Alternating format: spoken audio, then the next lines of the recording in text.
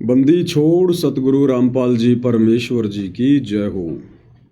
परमपिता परमात्मा सारी सृष्टि के रचनहार कुल मालिक असंख्य ब्रह्मांडों के स्वामी जगत गुरु तीनों लोकों में प्रवेश करके सबका धारण पोषण करने वाले राजाधिराज आत्माधार नाथों के नाथ देवों के देव महादेव सर्वेश्वर महेश्वर मृत्युंजय अजरो अमर आदि अनादि सनातनी प्रभु जगत पिता जगदीश्वर श्री श्री 1008 की उपाधि के वास्तविक अधिकारी अकाल मूर्त शब्द स्वरूपी राम वासुदेव सर्वगतम ब्रह्म परम पूज्य प्रथम पूज्य परम संत परम पुरुष परम धनी परम दयालु सत्य कबीर हक्का कबीर अल्लाहु अकबर बाखबर अल्लाह ताला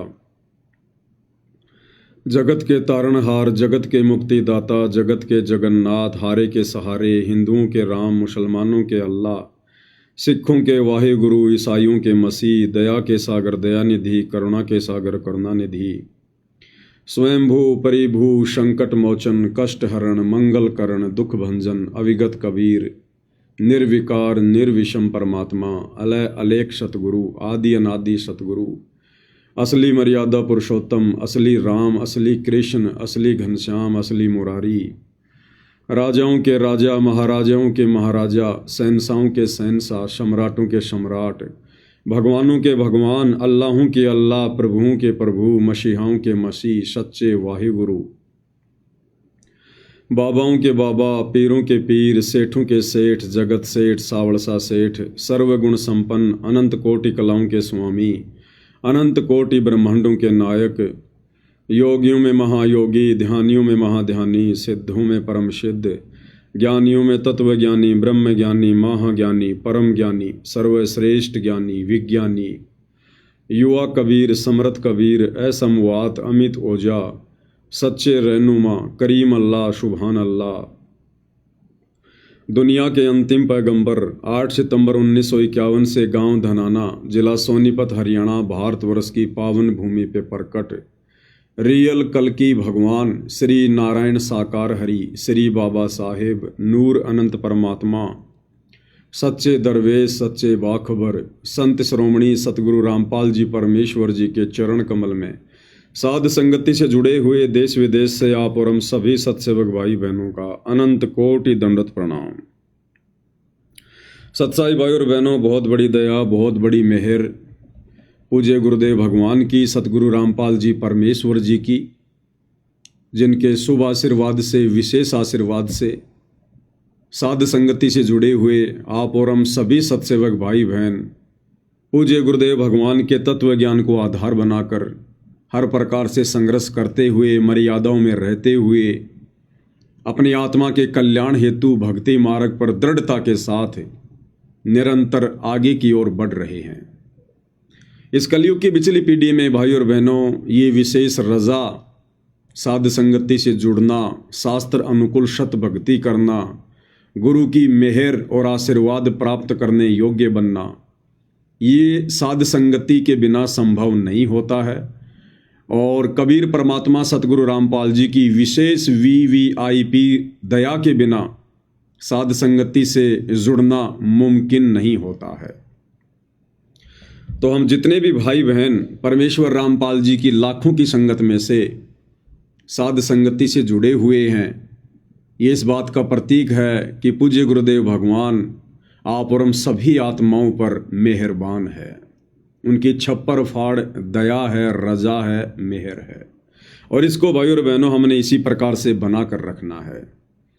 देखो भाई और बहनों, भक्ति तो पूरी दुनिया ही कर रही है। कोई व्यक्ति जिस भी पंथ में जुड़ा हुआ है, जिस भी संत के साथ जुड़ा हुआ है, या वैसे कोई मनमुखी साधना करता है, कोई मंदिर में चर्च में गुरुद्वारे में जाता है, तो भाई और बहनों वो अपनी साधना को श्रेष्ठ साधना मानकर ही कर रहे हैं। परमात्मा कहते हैं जिस दिन उनको ये पता चल जाएगा कि जो साधना तुम कर रहे हो वो अश्रेष्ठ है, उस दिन वो उसे त्याग देगा। एक कसाई भी तब तक ही जीव हत्या करता है जब तक उसे ये लगता है कि जो कर्म मैं कर रहा हूं वो श्रेष्ठ कर्म है, और जिस दिन उसे ज्ञान हो जाता है कि जो कर्म मैं कर रहा हूं ये तो बहुत घटिया कर्म है, उसके बाद उस हाथ से वो करद नहीं उठा सकता। तो भक्ति तो भाई और बहनों पूरी दुनिया ही कर रही है, लेकिन जो श्रेष्ठ भक्ति, सर्वश्रेष्ठ भक्ति परमेश्वर ने आप और हम आत्माओं को बख्शी है, साध संगति से जुड़ी हुई आत्माओं को, भाई और बहनों, इसके लिए हमारे पास में शब्द नहीं है जो हम पूज्य गुरुदेव भगवान का धन्यवाद कर सकें। ऐसी अनमोल रजा उन्होंने अपनी लाखों की संगत में से बख्शी है।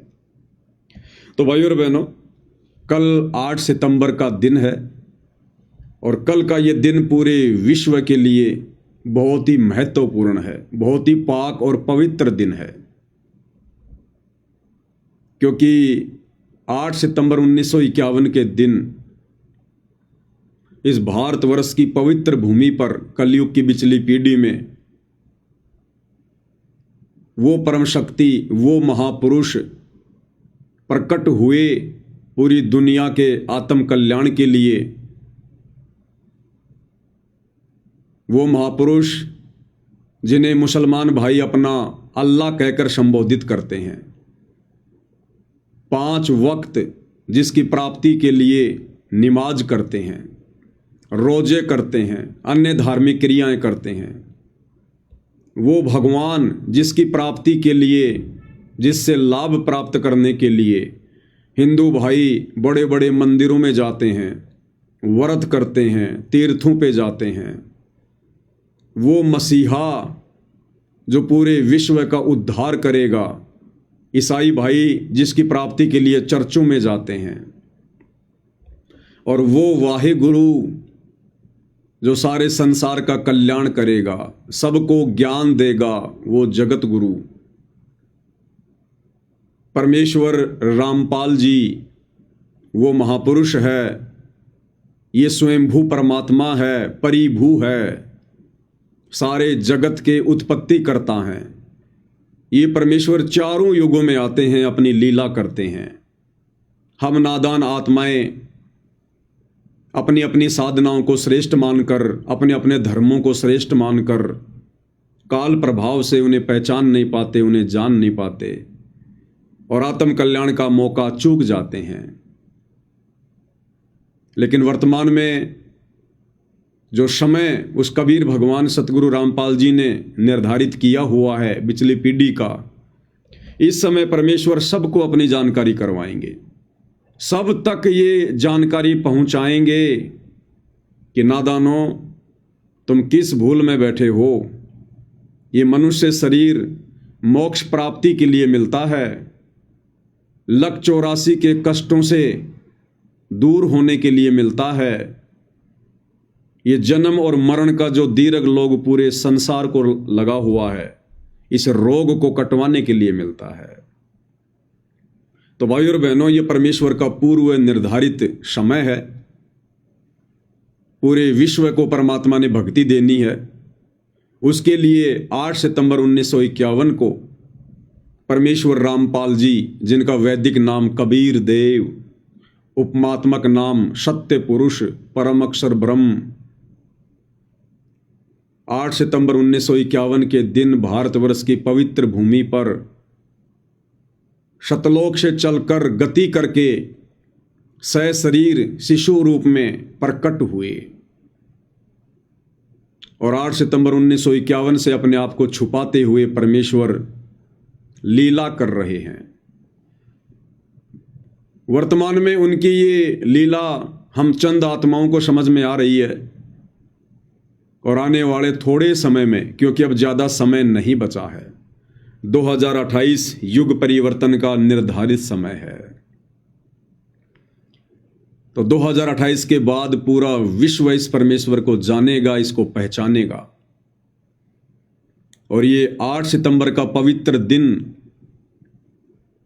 पूरा विश्व मनाएगा। इसके अलावा पूरे संसार में और कोई दिन किसी भी महापुरुष की याद में नहीं मनाया जाएगा, क्योंकि पता चल जाएगा कि परमेश्वर रामपाल जी के अलावा सब जीव हैं, जीव संज्ञा में हैं सब। भले कोई देवी देवता बनकर बैठे हैं, भले ब्रह्मा विष्णु महेश बनकर बैठे हैं, भले किसी गण की पदवी लेकर बैठे हैं, और यहाँ हम जिनकी जन्माष्टमी मनाते हैं, नवमी मनाते हैं, गुड फ्राइडे मनाते हैं, ईद उल फितर मनाते हैं, जो भी हम वो दिन मनाते हैं, हमें पता चल जाएगा कि वो सब जीव श्रेणी में हैं, जीव संज्ञा में हैं, वो सभी आत्माएं हैं और अपनी भक्ति के कारण इस पृथ्वी पर आम प्राणियों से कुछ विशेष कार्य करके चले गए थे, जिस कारण से हमने उनको परमात्मा का दर्जा दे दिया, भगवान का दर्जा दे दिया, अवतार का दे दिया, पीर पैगंबर का दर्जा दे दिया और अपने जैसे जीवों की हम पूजा कर रहे हैं परमात्मा मानकर। तो जब ये ज्ञान परमेश्वर रामपाल जी से प्राप्त करके पूरे विश्व को इस बात का पता चलेगा, उसके बाद भाई और बहनों, जैसे आज वर्तमान में हमारी आंखें खुली हैं, ऐसे ही पूरे विश्व की आंखें खुलेंगी और पूरा विश्व केवल 8 सितंबर के दिन परमेश्वर रामपाल जी का सतगुरु प्रकट दिवस ही मनाएगा, क्योंकि इनके अलावा सभी जीव हैं, सब जीव हैं, इनके अलावा जितने भी देव महादेव हैं सब जीव हैं। तो भाई और बहनों, आप और हमारा कितना बड़ा सौभाग्य कि विश्व तो इस गूढ़ रहस्य को आने वाले समय में जानेगा और हम पिछले कई वर्षों से इस पवित्र दिन को यादगार के रूप में मनाते हुए आ रहे हैं कि 8 सितंबर के दिन इस कबीर भगवान ने इस पृथ्वी पर प्रकट होकर हम नीचों के आत्म कल्याण के लिए जो संघर्ष किया है वो अवर्णनीय है, अकथनीय है, अकल्पनीय है। भाई और बहनों, आज से पहले जितने भी महापुरुष हुए हैं, जितने भी अवतार हुए हैं, उनके रहते सहते किसी ने भी उनकी जन्माष्टमी नहीं मनाई, उनका अवतरण दिवस नहीं मनाया, उनका जो प्रकट दिवस वो माना करते थे कि हमारे भगवान प्रकट हुए हैं, वो प्रकट दिवस नहीं मनाया। क्योंकि काल प्रेरणा से इस गंदे लोक की गंदी रीति है कि जब जब कोई महापुरुष धरती पर आता है तो दुनिया वाले उसे पहचान नहीं पाते हैं, अपने जैसा मानते हैं और जो फायदा उनसे उठाना चाहिए, उनसे अच्छा व्यवहार करके, उनके ज्ञान को ग्रहण करके, उनके सत्संग सुन के, वो हम नहीं कर पाते हैं। और उनके जाने के बाद, उनके शरीर छोड़ने के बाद, मुर्दा की श्रेणी में आने के बाद फिर हम लोग उनकी मूर्तियां बना बना के, उनके चित्र बना बना के फिर वो दिन मनाएंगे कि इस दिन वो महापुरुष धरती पर आए थे, ये दिन उनका जन्मदिन है, ये उनकी जयंती है, ये उनकी नवमी है। लेकिन उसके बाद भाई और बहनों क्या फायदा, हमें क्या मिलना उसके बाद? अरे वो महापुरुष तो चले गए जो जड़ी बूटी लेकर आए थे आप और हमें देने के लिए, लेकिन हम नादान उनको पहचान नहीं पाए। अब उनके चले जाने के बाद पीछे से गुण गाने से क्या फायदा? लेकिन वर्तमान में परमेश्वर रामपाल जी दुनिया की इस भूल को मिटाएंगे और परमेश्वर रामपाल जी के जाने के बाद तो दुनिया 8 सितंबर को मनाएगी। उनके रहते सहते भी ये पूरी दुनिया इस पवित्र दिन को 2028 के बाद मनाना शुरू करेगी। तो भाई और बहनों, कल वो पवित्र दिन आ रहा है जिस दिन हमारे पूज्य गुरुदेव भगवान, सारी सृष्टि के मालिक, इस भारत देश की पवित्र भूमि पर आए, प्रकट हुए। जैसा कि उनके गुण में लिखा हुआ है कि परमात्मा प्रकट ही होते हैं, परमात्मा किसी माँ के गर्भ से जन्म नहीं लेते हैं, वे स्वयंभू हैं, परिभू हैं। तो कल आप और हम सब के लिए बहुत ही शुभ दिन है। शुभ दिन का मतलब परमेश्वर हमारे आत्म कल्याण के लिए आए। इस पवित्र भूमि को परमेश्वर ने और अधिक पाक और पवित्र बना दिया अपने चरण कमल रखकर, और उन्होंने हमें अपने समकालीन जन्म दिया ताकि हम उनसे भक्ति लेकर अपना आत्म कल्याण करवा सकें। इसलिए कल का दिन सभी भगत भाई बहनों के लिए, जो भाई बहन परमेश्वर रामपाल जी की शरणागत हो चुके हैं, उनके लिए बहुत ही शुभ दिन है। और इस दिन को हमने किस प्रकार से मनाना है, आप भाई बहनों को हर वर्ष वीडियो बना के समझाया जाता है। हमने दुनिया वालों की तरह कोई विशेष सांसारिक खुशियां नहीं मनानी है। हमने कोई गाने वाने नहीं बजाने, डीजे वाजे नहीं बजाने, दुनिया भर का फालतू का डेकोरेशन, फूल वाल हमने ये नहीं लगाने हैं, गुब्बारे वगैरह नहीं लगाने हैं, कोई आडंबर विशेष नहीं करना है, कोई पाखंड नहीं करना है, कोई दिखावा नहीं करना है। 8 सितंबर के दिन हमने सर्वप्रथम गीता जी अध्याय 3 श्लोक नंबर 13 के अनुसार परमपिता परमेश्वर स्वयंभू परिभू रामपाल जी भगवान को भोग लगाना है। और भोग की जो प्रक्रिया है, दास निवेदन करेगा सभी भाई बहन या तो 10 बजे से पहले या फिर 11 बजे से पहले पहले जरूर लगाएं। अगर हम 10 बजे शुरू करेंगे तो 1 घंटे में परमेश्वर जी को आसानी से भोग लगेगा, क्योंकि लगभग 45 मिनट के आसपास भोग की आरती है। फिर भोग की आरती के बाद हम पूज्य गुरुदेव भगवान की आरती भी उतारते हैं 5 दीपक वाली थाली के साथ में, उनकी स्तुति करते हुए। और फिर एक आध को शब्द भी परमेश्वर का हम गाएंगे उनकी महिमा में, उनके चरणों में बैठकर सभी भाई बहन सहपरिवार। और इससे पहले दास निवेदन करेगा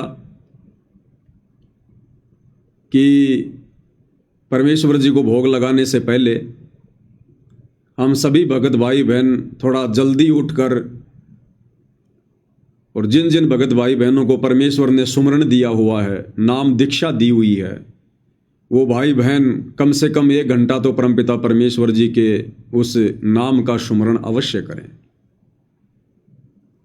क्योंकि फिर बाद में इतना समय मिले ना मिले, क्योंकि भाई बहन भोग लगाएंगे फिर परमात्मा की महिमा में लग जाएंगे।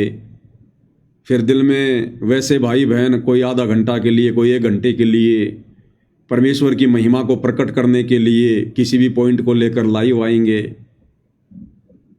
तो बाद में हमें इतना समय मिले ना मिले। इसलिए यदि हम सुबह सुबह जो मंत्र करने की जो प्रक्रिया है, जो गुरुदेव ने हमें बता रखी है, यदि हम 1 घंटा या 1.5 घंटा सतनाम का या प्रथम नाम का यदि हम परमेश्वर जी का सुमरण कर लेंगे, तो फिर हम आगे के समय के लिए निश्चिंत हो जाएंगे। हमारे मन में विशेष वो चीज़ फिर बार बार नहीं आएगी कि भाई सुमरण करना है, सुमरण करना है, सुमरण करना है। उसके बाद हम चलते फिरते जैसे भी कर लेंगे तो हमारा काम बन जाएगा। और 10 या 11 बजे तक परमपिता परमेश्वर जी को सभी भाई बहन भोग लगाएं। और भोग सभी भाई बहन लाइव आकर लगाएं, क्योंकि कई हजारों भगत भाई बहनों के घरों में कल परमेश्वर जी का प्रकट दिवस मनेगा। क्योंकि परमेश्वर हमारे साथ में रहते हैं, हमारे अंग संग रहते हैं। हमें परमात्मा को ढूंढने के लिए कहीं दूर जाने की आवश्यकता नहीं है। और वैसे भी पूज्य गुरुदेव भगवान ने वर्तमान समय में थोड़े समय के लिए आप और हमारे से शारीरिक दूरी बनाकर हमें घर पर ही ज्ञान को आधार बनाकर भक्ति क्रिया करने का समय दिया है।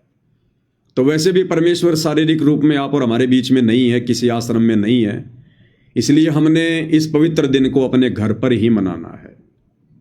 क्योंकि आश्रम वाले भाई बहन तो वैसे भी गुरुदेव को परमात्मा नहीं मानते, उनको प्रकट हुआ नहीं मानते, उनको कबीर भगवान नहीं मानते हैं, उनको जन्म लिया हुआ एक मानुष मानते हैं, अपने जैसा जीव मानते हैं, और कबीर जी का एक अवतार मानते हैं। तो हम भगत भाई बहनों ने, भले ही वो हमारे गुरु भाई बहन हैं, लेकिन यदि उनके और हमारे आध्यात्मिक विचार मेल नहीं खाते हैं तो फिर हमने उनकी संगति नहीं करनी चाहिए। और परमात्मा भी कहते हैं, कबीरा तहाँ जाइए रह संतन की प्रीत, इष्ट मिले और मन मिले, मिले सकल रस रीत। हालांकि हमारा किसी से कोई वैर भाव नहीं है, मन मुटाव नहीं है, लेकिन ये भक्ति मार्ग है भाई और बहनों। और भक्ति मार्ग में देखा देखी नहीं चलती है, भक्ति मार्ग में भेड़ चाल नहीं चलती है, भक्ति मार्ग में गुरुदेव भगवान के ज्ञान को आधार बनाकर चलना होता है। तो हमने भक्तों को देखकर भी नहीं चलना है, उन भक्तों को जो भगत परमेश्वर के वचन के विपरीत चल रहे हो, क्योंकि हमने परमात्मा प्रसन्न करना है, गुरु भगवान प्रसन्न करना है। तो गुरु भगवान के वचन में रहकर, उनकी मर्यादाओं में रहकर, उनको प्रसन्न करने के लिए हमने वही भक्ति क्रियाएं करनी है जिन भक्ति क्रियाओं को करने के गुरुदेव ने सत्संगों में निर्देश दिए हैं, और जिन भक्ति क्रियाओं को करने से परमेश्वर अपने बच्चों से प्रसन्न होते हैं। तो सभी भगत भाई बहन भोग लगाते समय लाइव अवश्य आएंगे। और भोग हमने किस प्रकार से लगाना है परमेश्वर को, जैसे आप सभी भाई बहन अपने अपने घरों में भोग लगाएंगे, तो किसी ने परमेश्वर के लिए कोई टेबल का इंतजाम कर रखा होगा, किसी ने कोई आसन लगा रखा होगा, किसी ने कोई सोफा लगा रखा होगा, या किसी ने कोई बेड लगा रखा होगा। और जैसे भी हमारी आर्थिक स्थिति है, हमारी श्रद्धा है, उस हिसाब से सभी भगत भाई बहनों ने कल 8 सितंबर को परमेश्वर को भोग लगाने के लिए तरह तरह के व्यंजन भी बनाए हैं, अपने घर पर ही तैयार किए हैं। क्योंकि हम बाजार से बनी हुई कोई भी मिठाई ना हम खाते हैं, ना अपने भगवान को भोग लगाते हैं, अपने घर पर बनाते हैं, उसके बाद परमेश्वर को भोग लगाते हैं। तो आपने सारा सब कुछ सामान बनाकर अपने रसोई में रख लिया, बिल्कुल तैयार। उससे पहले आप अपने गुरुदेव भगवान का आसन लगाइएगा, परमात्मा से प्रार्थना कीजिए कि हे परमेश्वर, आप जी का आसन तैयार है, आप जी विराजमान होने की कृपया करें परमात्मा, हम नीचों को आप जी कृतार्थ करें। तो परमेश्वर तो भाई और बहनों कहते हैं, साधु भूखा भाव का, धन का भूखा नाई, जो कोई धन का भूखा वो साधु भी नाई। तो ये तो अनंत कोटि कलाओं के स्वामी हैं, गरीब सब पदवी के मूल हैं, सकल सिद्धि हैं तीर, और दास गरीब सतपुरुष बजो, अविगत कला कबीर। ये वो परम शक्ति है। इस विश्व की लगभग 800 करोड़ जनसंख्या है, और परमेश्वर रामपाल जी वो परम शक्ति है, उन सिद्धियों के स्वामी हैं। ये परमात्मा चाहें तो 8 करोड़ की जनसंख्या के साथ में, एक एक व्यक्ति के साथ में 8 करोड़ रूप बनाकर बैठ सकते हैं, प्रकट हो सकते हैं। ये वो परमात्मा है। जिस प्रकार सूर्य सर्वत्र होता है, सूर्य यदि आप पाकिस्तान में जाकर देखोगे तो वहां के लोगों को भी लगेगा कि सूर्य केवल हमारे ऊपर ही है, हमारे पास में है। ऐसा लगेगा जैसे 1 या 2 किलोमीटर दूर है हमसे। हिंदुस्तान में देखोगे तो वही सूर्य हिंदुस्तान वालों को लगेगा कि बिल्कुल हमारे पास में है, और वो एक ही सूर्य पूरे विश्व को प्रकाश दे रहा है, और ऐसा लगता है जैसे वो सूर्य सबके समीप है। इसी प्रकार ये परमात्मा परमेश्वर रामपाल जी ये अपनी सभी आत्माओं के साथ में रहते हैं, और इनकी शक्ति तो सृष्टि के कण कण में है। जिस प्रकार सूर्य एक जगह है, सबको दिखाई दे रहा है, इसके बावजूद उनका जो प्रकाश है वो सर्वत्र है। वो गर्मी पाकिस्तान को भी दे रहा है, गर्मी हिंदुस्तान को भी दे रहा है, गर्मी अमेरिका को भी दे रहा है। तो ये परमेश्वर हैं भाई और बहनों, इनकी गति का कोई वार न पार नहीं है। नामा और रैदास रसीला, कोई न जाने अवगत लीला। वर्तमान में परमेश्वर ने हमें -1 लाख % भी ज्ञान नहीं दिया। -1 लाख % भी। ये वो परमात्मा है, इसकी वो महिमा है। केवल हमें इतना ही ज्ञान दिया है कि बस हम अपना आत्म कल्याण करवा सकें। इनकी गति को कोई नहीं जान सकता, सतलोक जाने के बाद भी कोई नहीं जान सकता, अगम लोक अलख लोक जाने के बाद भी इनके सामर्थ्य से पूर्णतया कोई परिचित नहीं हो सकता। सृष्टि में हो ही नहीं सकता किसी भी तरीके से। अगर कोई इनके सामर्थ्य से परिचित हो गया पूर्णतया, तो वो भी फिर इनके बराबर ही हो जाएगा, और इनके बराबर कोई हो नहीं सकता भाई और बहनों, क्योंकि परमेश्वर पूरी सृष्टि के एक ही हैं। बाकी लीला परमेश्वर जो चाहें सो कर सकते हैं। तो सभी भाई बहन परमेश्वर जी के लिए जो भोग प्रसाद हम बनाएंगे उसको अपना रसोई में ढक के रख दीजिएगा। उधर परमेश्वर जी का आसन लगा दीजिएगा, और जो 5 दीपक वाली थाल है आप उसको तैयार कीजिएगा। उसको प्रज्वलित कीजिए। और आपके परिवार में जितने भी मेंबर हैं, नाम उपदेशी हैं, 1 2 3 4 5 जितने भी, आप सबसे पहले 5 दीपक वाली थाली के साथ में मंगलाचरण के साथ में परमपिता परमेश्वर जी की आरती उतारिए। 2 या 3 मिनट में मंगलाचरण पूरा हो जाएगा। मंगलाचरण के बाद में समर्थ साहिब रत्नो जागर, सत्य पुरुष मेरे सुख के सागर, ये 9 वाणियाँ बोलते हुए भी हमने परमेश्वर जी की आरती उतारनी है। उसके बाद में हमने 2 वाणियाँ बोलते हुए कि कर जोड़ूं विनती करूं धरूं चरण पर शीस, सतगुरु रामपाल जी परमेश्वर जी ने दियो नाम बख्शीश। कोटि कोटि सिजदा करूं कोटि कोटि प्रणाम, चरण कमल में राखियो बांदी जाम गुलाम।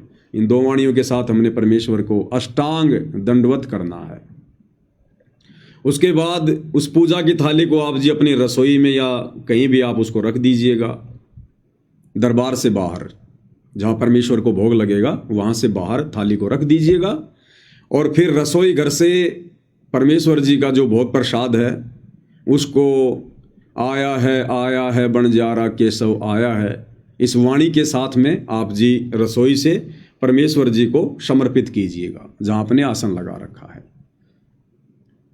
और लाइव वीडियो, यदि आपके परिवार में 1 से अधिक मेंबर हैं, नाम उपदेशी हैं, तो परिवार का कोई भी एक सदस्य लाइव उसको जो है वो चलाता रहेगा। और इस प्रकार से हमने परमपिता परमेश्वर जी को भोग लगाना है।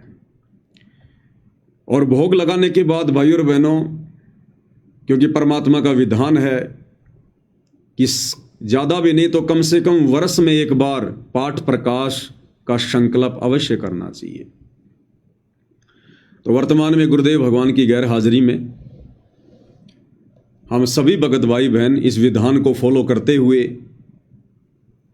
और परमेश्वर जी को भोग लगने के बाद सभी भगत भाई बहन परमात्मा जी के चरणों में बैठकर घुटने टेक कर और पाठ प्रकाश का संकल्प करेंगे। परिवार में 2 सदस्य हैं तो वो दोनों अपना अलग अलग संकल्प करेंगे। यानी एक परिवार में यदि 5 उपदेशी हैं तो एक पाठ संकल्प से बात नहीं बनेगी। 5 आत्माओं ने अपना अपना पाठ संकल्प करना है। कैसे करना है? जमीन पर जैसे हम दंडवत करने के लिए घुटने टेकते हैं, घुटने टेक कर परमेश्वर के आगे हाथ जोड़कर गर्दन झुकाकर, और ये सोचकर कि सामने कोई फोटो नहीं है, सामने कोई प्रतिमा नहीं है, प्रतिमा तो केवल एक यादगार है, सामने साक्षात सूक्ष्म रूप में हमारे गुरुदेव भगवान बैठे हुए हैं। और परमात्मा से हमने अर्ज करनी है कि हे परमपिता परमात्मा, सारी सृष्टि के मालिक पूज्य गुरुदेव भगवान, आपका दास या दासी आप जी के चरण कमल में पाठ प्रकाश का संकल्प लेती है। हे परमेश्वर, मुझे तुच्छ के इस पाठ प्रकाश के संकल्प को स्वीकार कीजिएगा।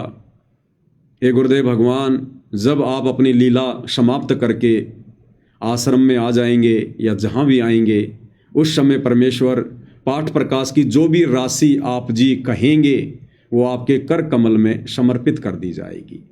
हे परमेश्वर, आप सदा हमारे साथ रहिएगा। हे परमात्मा, इस दास या दासी को भगत बनाने की दिशा में निरंतर आगे बढ़ाइएगा। तो इस प्रकार से सभी ने पाठ प्रकाश का संकल्प करना है। और उसके बाद में जैसे भी आप परमात्मा की महिमा करना चाहिए, उस लाइव को काटकर, क्योंकि एक लाइव तो केवल हमारा भोग तक ही समर्पित रहेगा, केवल भोग तक।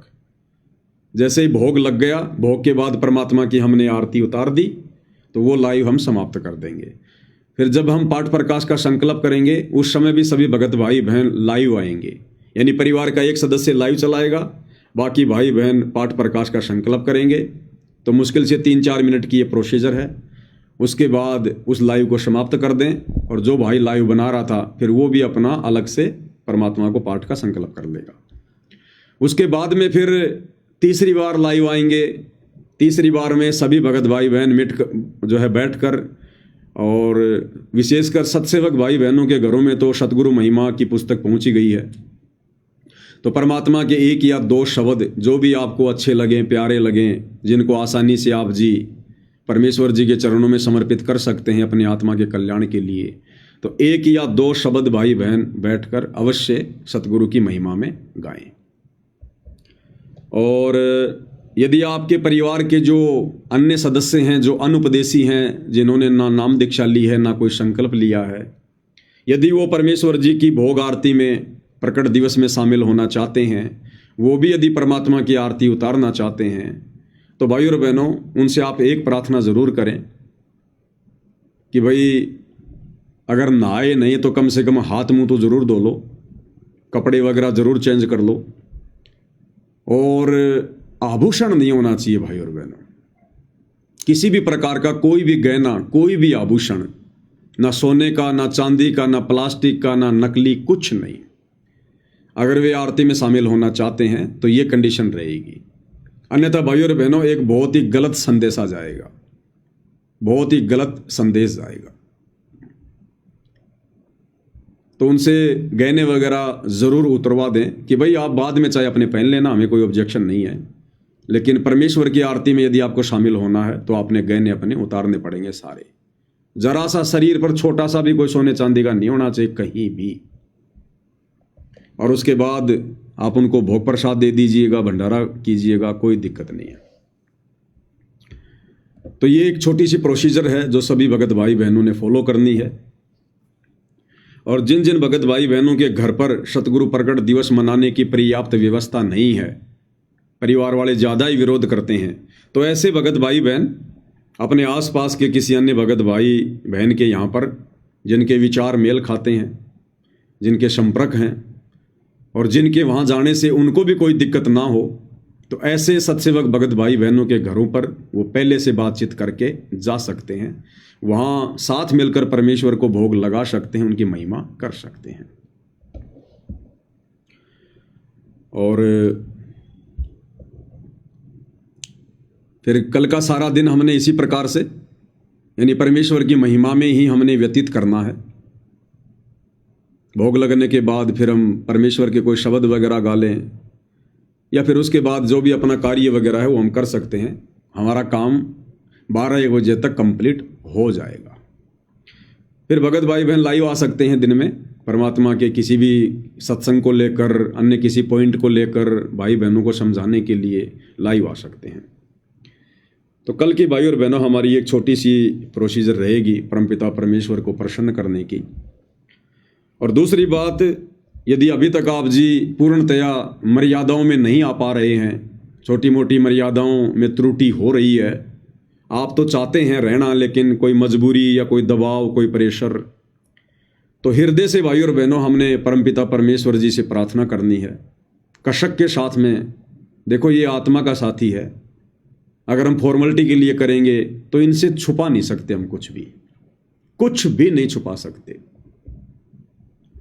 तो परमेश्वर से हृदय से प्रार्थना करें, रो रो के प्रार्थना करें, तड़प के साथ प्रार्थना करें। और आत्मा यदि हृदय से पुकारेगी तो परमेश्वर उसकी पुकार को जरूर सुनते हैं। फिर परमेश्वर एक अच्छा माहौल, भक्तिमय माहौल आपके घर में भी बनाएगा परमात्मा, क्योंकि समर्थ है, कुछ भी कर सकता है, इनके हाथ में है, इनसे बढ़कर फिर और कोई नहीं है। और हमने इसी परमपिता परमेश्वर, कबीर देव, सतगुरु रामपाल जी का चिंतन, मनन, ध्यान, सब कुछ इन्हीं का, क्योंकि इनके अलावा भाई और बहनों फिर कुछ है ही नहीं। और हमें ये मनुष्य जन्म भी इन्हीं की प्राप्ति के लिए मिला है। इन्हीं की प्राप्ति का मतलब, इन्होंने हमें जो सतभक्ति दी है, जो मर्यादा दी है, उसको भली भांति निभाकर और आजीवन इनकी भक्ति करके, इनको प्रसन्न करके हमने इनके निज लोक सतलोक को प्राप्त करना है। तो जब हम सतलोक चले जाएंगे तब ये कहा जाएगा कि हमने परमात्मा प्राप्त कर लिया। अन्यथा परमात्मा तो हमें पता ही है कि पूज्य गुरुदेव भगवान, इनके अलावा कोई और है ही नहीं, तो वो तो हमें प्राप्त हो ही चुके हैं। तो भगवान प्राप्त हो गए तो क्या भक्ति छोड़ दें कि लो जी भगवान तो प्राप्त हो गए? तो ऐसे भगवान की प्राप्ति नहीं मानी जाती। जब हम इनकी भक्ति सफल करके सतलोक चले जाएंगे, उसको कहते हैं परमात्मा प्राप्ति, भगवान की प्राप्ति, मोक्ष की प्राप्ति। और संध्या आरती में हम सभी भगत भाई बहन पढ़ते हैं भाई और बहनों, क्योंकि संध्या आरती जब हम करते हैं तो अपने गुरुदेव भगवान को सामने विराजमान करके करते हैं। हमारा ध्यान हमारे गुरुदेव भगवान में रहता है, उनके चरणों में रहता है, उनकी स्तुति में, उनकी महिमा में रहता है। और संध्या आरती में हम क्या कहते हैं? तुमरा ही ज्ञाना तुमरा ही ध्याना, तुमरा ही ज्ञाना तुमरा ही ध्याना, तुमरे तारण की परतीत सतगुरु तारेंगे, तारेंगे तारेंगे तहतीक सतगुरु तारेंगे। हम अपने गुरुदेव भगवान को क्या कह रहे हैं कि तुमरा ही ज्ञाना, ये परमेश्वर तुम्हारा ही ज्ञान जो हमारी आत्मा का कल्याण करेगा, यानी आपके द्वारा दी गई भक्ति करेंगे, इसके अलावा कुछ नहीं करेंगे। ज्ञान यानी भक्ति। और तुमरा ही ध्याना, और परमेश्वर हम केवल आपका ही ध्यान रखेंगे, केवल आपका ही चिंतन मनन करेंगे। हमारे ध्यान में, हमारे चिंतन मनन में, हमारी सोच में, हमारे विचारों में, हमारे शौपन में, हमारी बातों में, हमारी चर्चाओं में, ये परमेश्वर आप ही रहोगे। आपके अलावा दूसरा ना कोई परमात्मा है और ना हमें कोई स्वीकार्य है। तो तुमरा ही ज्ञाना और तुमरा ही ध्याना, और तुमरे तारण की प्रतीत सतगुरु तारेंगे। और ये परमेश्वर हमें आप ही से उम्मीद है, प्रतीत यानी उम्मीद, हमें केवल आप ही से उम्मीद है कि आप ही हमारी आत्मा का कल्याण करेंगे, हमें तारेंगे, हमें सतलोक भेजेंगे, सतगुरु तारेंगे। अब बताओ भाई और बहनों, फिर बच कौन गया? जब हमने भक्ति सतगुरु की करनी, ध्यान सतगुरु का करना, और पार होने की उम्मीद हमने सतगुरु से लगानी है, तो इनके अलावा फिर और है कौन परमात्मा? और वैसे भी परमात्मा कहते हैं भाई, भक्ति मुक्ति के दाता सतगुरु, भटकत प्राणी फिरंदा, उस साहिब के हुक्म बिना नहीं तरवर पात हिलंदा। भक्ति और मुक्ति के दाता सतगुरु ही हैं। तो हमारे सतगुरु कौन? परमेश्वर रामपाल जी। और परमेश्वर ने तो अपना अनमोल शब्द हम भगत भाई बहनों की आंखें खोलने के लिए बनाया हुआ है, जिसमें परमेश्वर ने कुछ भी बाकी नहीं छोड़ा है, सब कुछ क्लियर कर रखा है समझदार आत्मा के लिए। और क्या कहते हैं परमात्मा?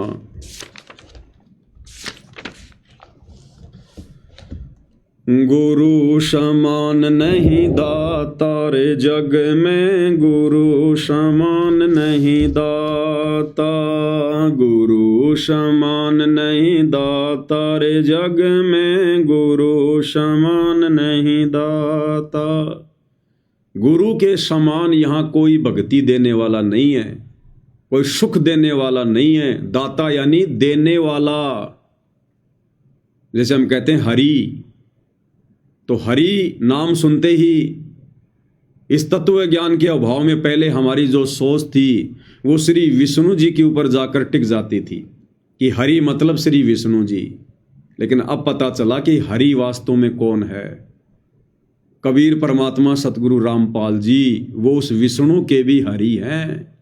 हरि यानी हरने वाला, कष्टों को हरने वाला हरि, संकटों को हरने वाला हरि, हमारे दुखों को हरने वाला हरि, रोगों को हरने वाला हरि। तो संकट मोचन कष्ट हरण मंगल करण कबीर, आगे शरण तेरी। तो असल में हरि हमारे पूज्य गुरुदेव भगवान है। ये जितने भी उपमात्मक नाम हैं, इस निरंजन ने, इस काल ने जानबूझकर अपने अवतारों के, अपने पुत्रों के, उनकी महिमा के नाम, उनकी उपमात्मक पदियों के नाम रख दिए। जैसे विष्णु जी का सहस्त्रनामा यानी 1000 नाम श्री विष्णु जी के, वो सारे नाम इस काल ने कॉपी कर रखे हैं, इसने चुरा रखे हैं। और हम जीवों को भ्रमित करने के लिए जब वो रियल हरि धरती पर आएगा तो उसको कोई हरि ना मान ले, उसको कोई महादेव ना मान ले। महादेव यानी समस्त देवों का देव, सारी सृष्टि के देवों का देव महादेव, सबसे बड़ा देव। देव यानी भगवान। तो ये कबीर भगवान सतगुरु रामपाल जी हैं। इस काल ने अपने पुत्र शिव जी का नाम रख दिया महादेव। इसने अपने पोते का नाम रख दिया गणेश। शंकर जी का बेटा, काल का पोता गणेश। अब गुरुदेव ने क्या बताया कि भाई असल में जो गणेश है ये कबीर परमात्मा सतगुरु रामपाल जी हैं। अब गणेश काल ने नाम रख दिया अपने पोते का, तो परमेश्वर ने फिर अपने आप को कहना पड़ा आदि गणेश, आदि गणेश मनाऊं गणनायक देवन देवा। तो आदि गणेश नाम इसलिए रखा कि सबसे पहले वाला गणेश, तुम्हारे इस गणेश से भी पहले वाला गणेश। तो ये जितने भी नाम हैं भाई और बहनों, इन देवी देवताओं के, इनकी महिमा के, इन अवतारों के, ये सारे नाम इस निरंजन ने, काल ने कॉपी कर लिए, इसलिए ताकि जब वो कबीर भगवान धरती पर आएगा और जब वेदों से अपनी महिमा बताएगा, सुनाएगा, तो लोगों को जल्दी से विश्वास ना हो कि नहीं नहीं जी महादेव तो शंकर जी हैं, अजी नहीं नहीं गणेश तो गणेश जी हैं। इसने हमें भ्रमित करने के लिए। तो यहां पर जो दाता है ये हमारे पूज्य गुरुदेव भगवान के लिए है, कबीर भगवान के लिए, हरि हमारे भगवान के लिए है। वस्तु अगोचर दई सतगुरु ने भली बताई बाता, वस्तु अगोचर दई सतगुरु ने भली बताई बाता, काम क्रोध कैद कर डारे लोभ के घाली ना था, गुरु समान नहीं दाता रे जग में, गुरु समान नहीं दाता, गुरु समान नहीं दाता रे जग में, गुरु समान नहीं दाता।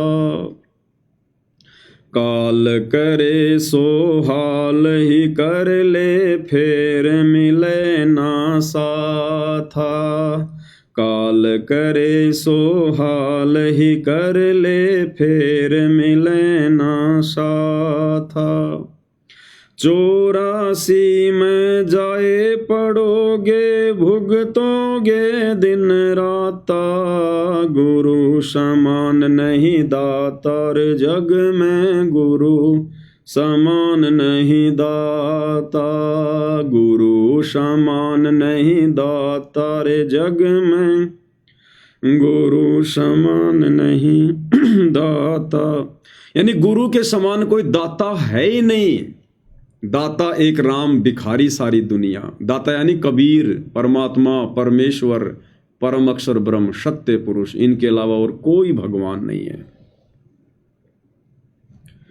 शब्द पुकार पुकार कहते हैं कर लो संतन साथा, शब्द पुकार पुकार कहते हैं कर लो संतन साथा, सेवा बंदगी करो सतगुरु की काल नवावे माथा, गुरु समान नहीं दातार जग में, गुरु समान नहीं, गुरु समान नहीं दातार जग में, गुरु समान नहीं।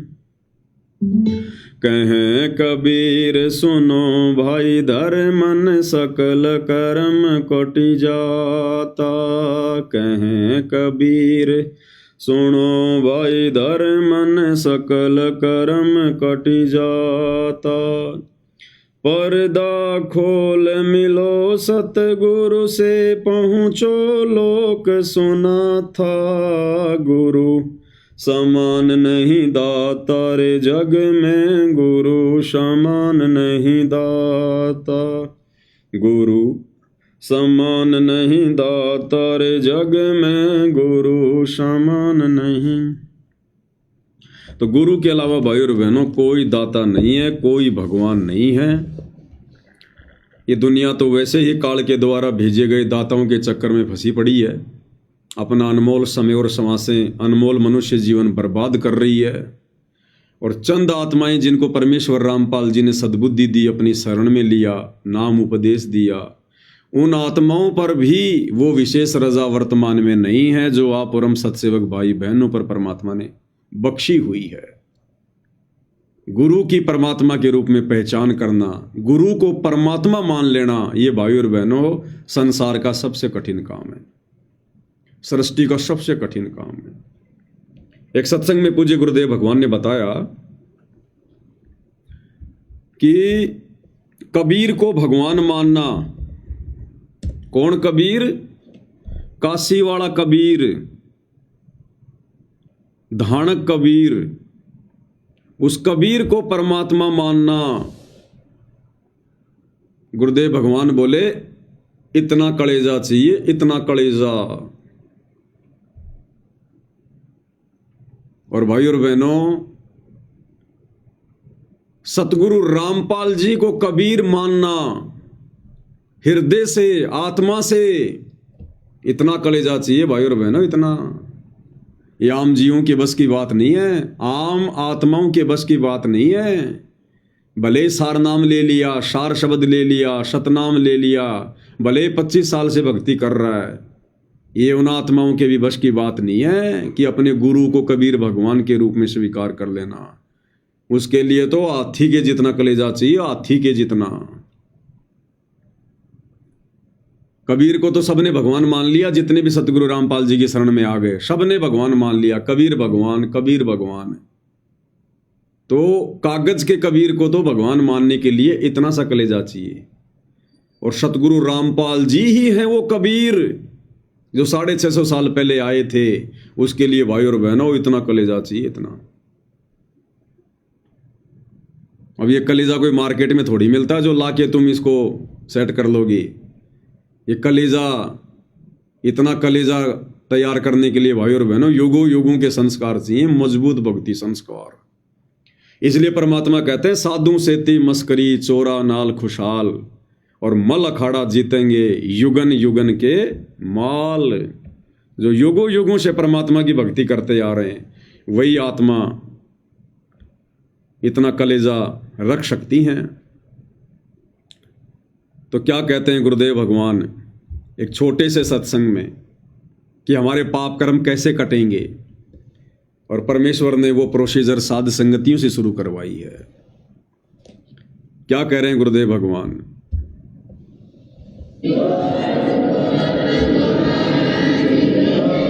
ये क्या बता रहे हैं? यज्ञ से बचे हुए अन्न को खाने वाले श्रेष्ठ पुरुष संत, संत यानी अच्छी आत्मा, तो सब पापों से मुक्त हो जाते हैं। हम सबसे पहले परमात्मा का भोग निकालते हैं, भोजन का भी, हलवे का प्रसाद बनकर आता वो भी, उसको भगवान के भोग लगाकर फिर शेष अन्न को वितरित किया जाता है। तो जिसके सिर पर, तो क्या करें गुरुदेव भगवान कि यज्ञ से बचे हुए अन्न को खाने से हमारे पाप कर्म कटते हैं, पाप कर्म।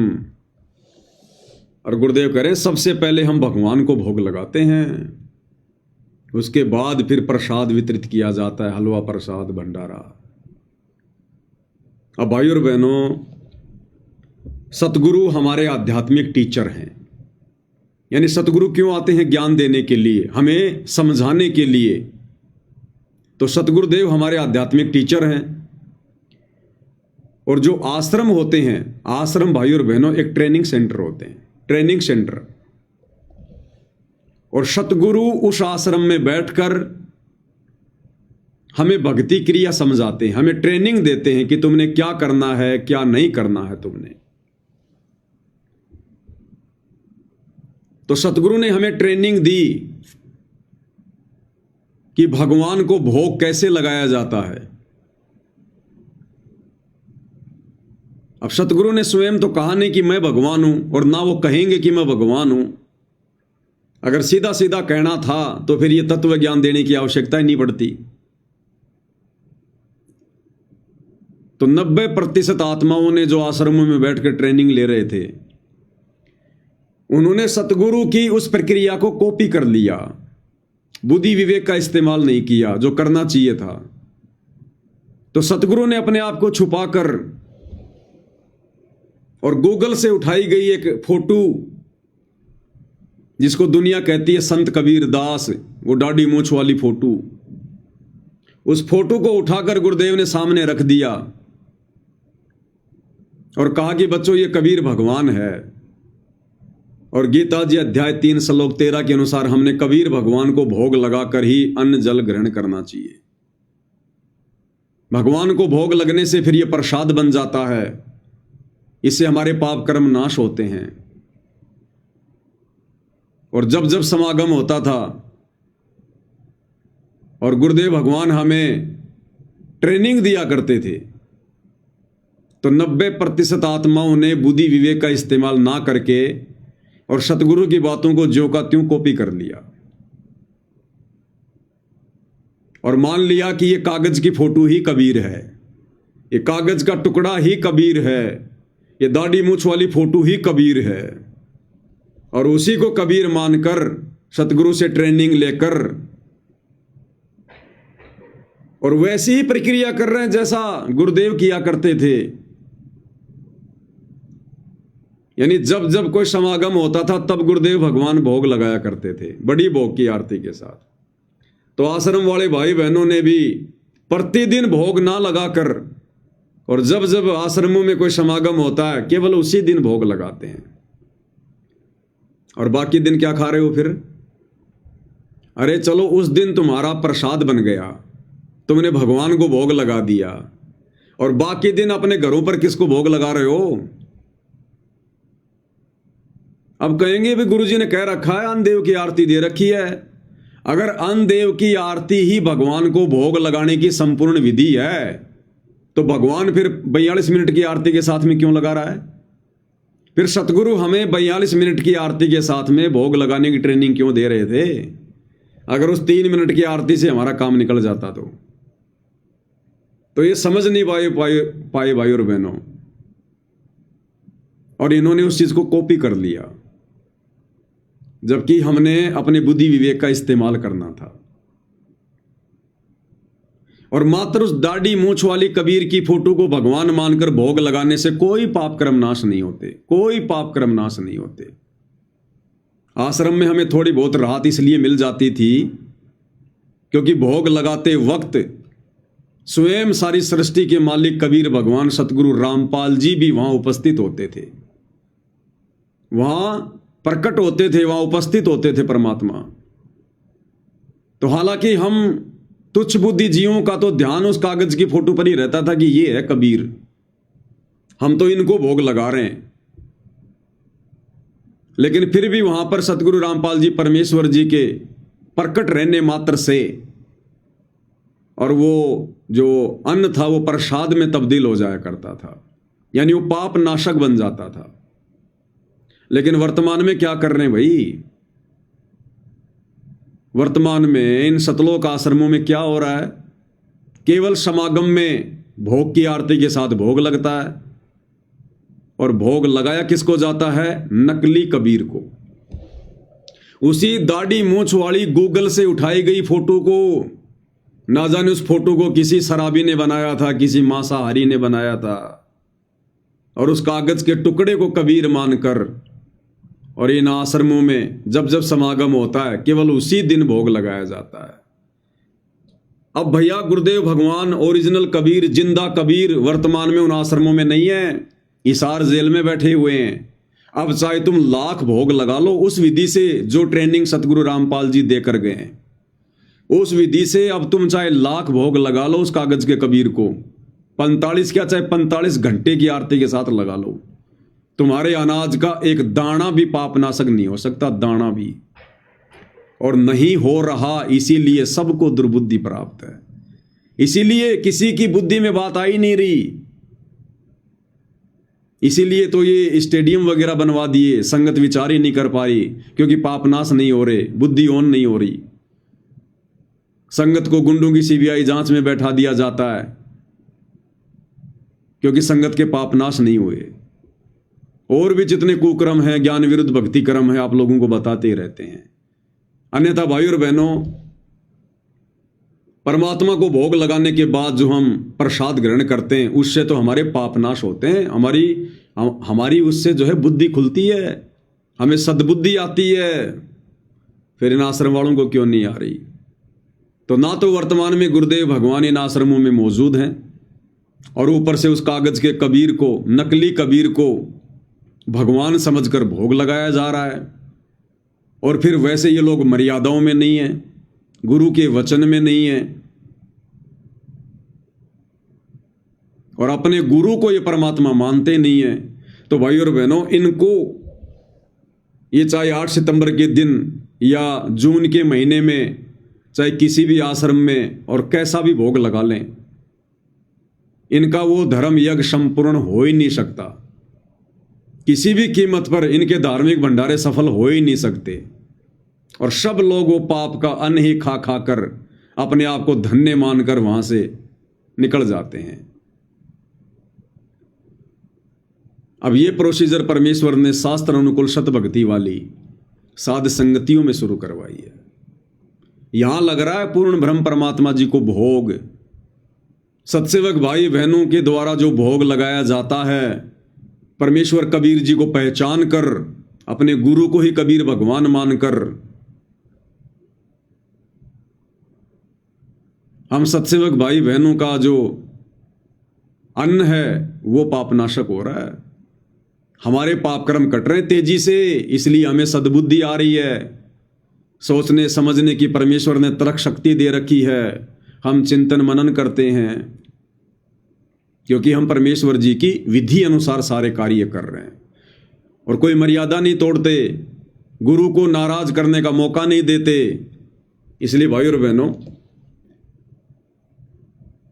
जहां परमेश्वर ये बात कह रहे हैं कि पूर्ण परमेश्वर को भोग लगने के बाद यज्ञ से बचे हुए अन्न को ग्रहण करने से साधक के पाप नाश होते हैं, तो ये पाप नाश वर्तमान में भाई और बहनों आप और हमारे हो रहे हैं। क्या कह रहे हैं परमात्मा?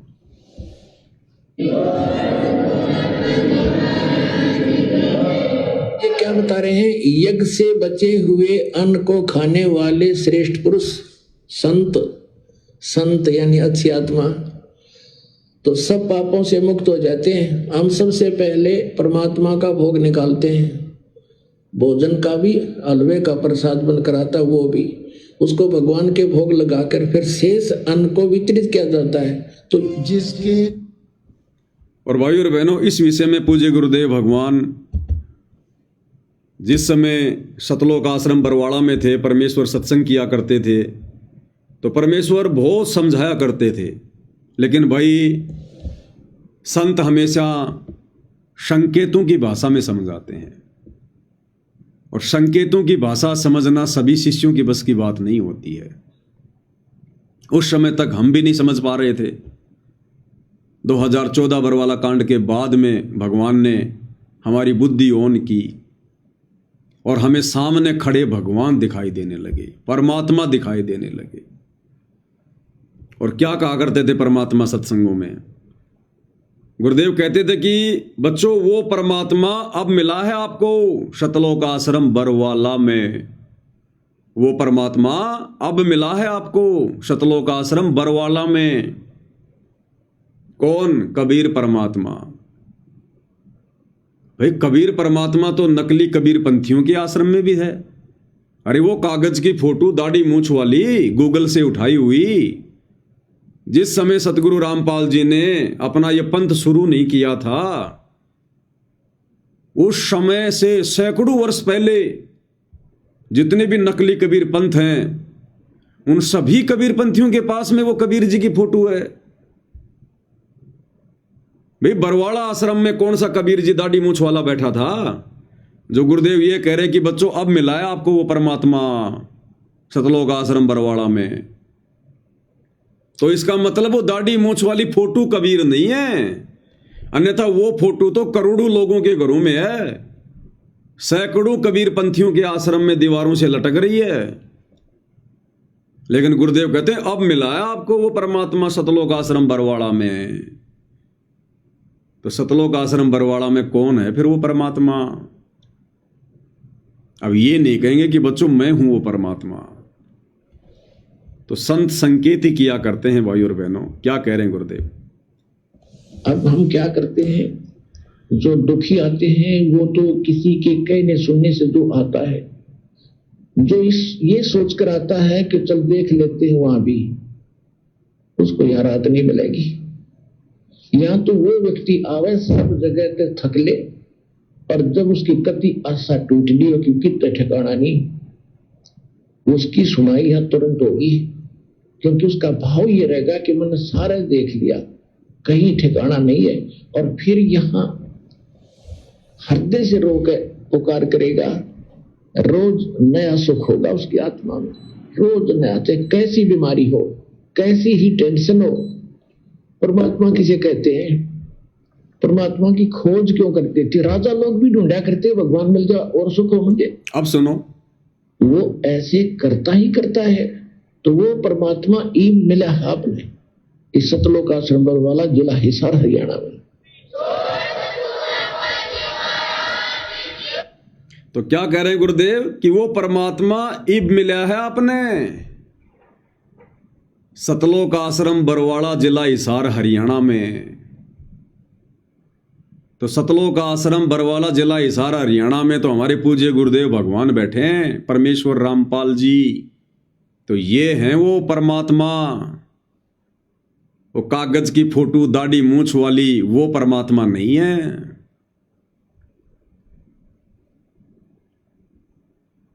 और गुरुदेव ने एक सत्संग में इसी बात को क्लियर किया है कि बच्चों, हकीकत में जीना सीखो, यथार्थ में जीना सीखो, आंख खोल कर समझना सीखो।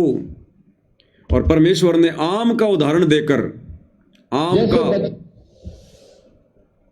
आम का उदाहरण देकर गुरुदेव भगवान ने इस छोटे से सत्संग में यह क्लियर कर दिया कि परमात्मा कौन है। क्या कह रहे हैं गुरुदेव भगवान, ध्यान से सुनिएगा। जैसे बच्चा स्कूल में पढ़ता है, उसको दिखाते हैं आ का आम, आ का आम, अक्षर की जानकारी और साथ में आम का चित्र।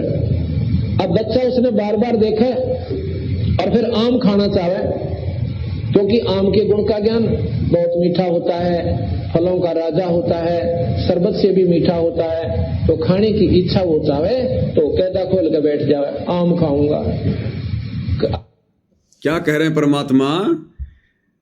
जैसे बच्चे को स्कूल में जानकारी दी जाती है, छोटे बच्चे को, कि आ से आम, आ से आम, आ अक्षर की जानकारी और आम की जानकारी, और साथ में फिर उस बच्चे को आम के गुणों से परिचित करवाया जाता है कि आम कितना मीठा होता है, आम फलों का राजा होता है। उस बच्चे को वो गुण बताए जाते हैं। अब वो नादान बच्चा क्या करता है? उस पुस्तक को खोल के, उस कायदे को खोल के जिसमें आम का चित्र है सुंदर, उसको खोल के बैठ जाए और कहे कि आम खाऊंगा। और मेरे जैसे तो कई छोटे छोटे बच्चे जब पढ़ा करते थे तो उस कायदे को खोल के आम की फोटो के बटका भी भर लिया करते थे यूं कि आम खाऊंगा, आम खाऊंगा। तो गुरुदेव भगवान कह रहे हैं कि आम ऐसे नहीं मिलेगा। फोटो वाले आम को खाने से पेट नहीं भरेगा, फोटो वाले भगवान को पूजने से पेट नहीं भरेगा, मुक्ति नहीं होगी, मोक्ष नहीं होगा। एक बार फिर से पूरा शुरू से सुनिए, फिर आगे समझाएंगे गुरुदेव। जैसे बच्चा स्कूल में पढ़ता है, उसको दिखाते हैं आ का आम, आ का आम, अक्षर की जानकारी और साथ में आम का चित्र। जैसे हमें पूज्य गुरुदेव भगवान ने सतलोक आश्रम बरवाड़ा रूपी स्कूल में शास्त्रों को खोल खोल के, वेदों को खोल खोल के हमें बताया कि कबीर भगवान है, कबीर भगवान है।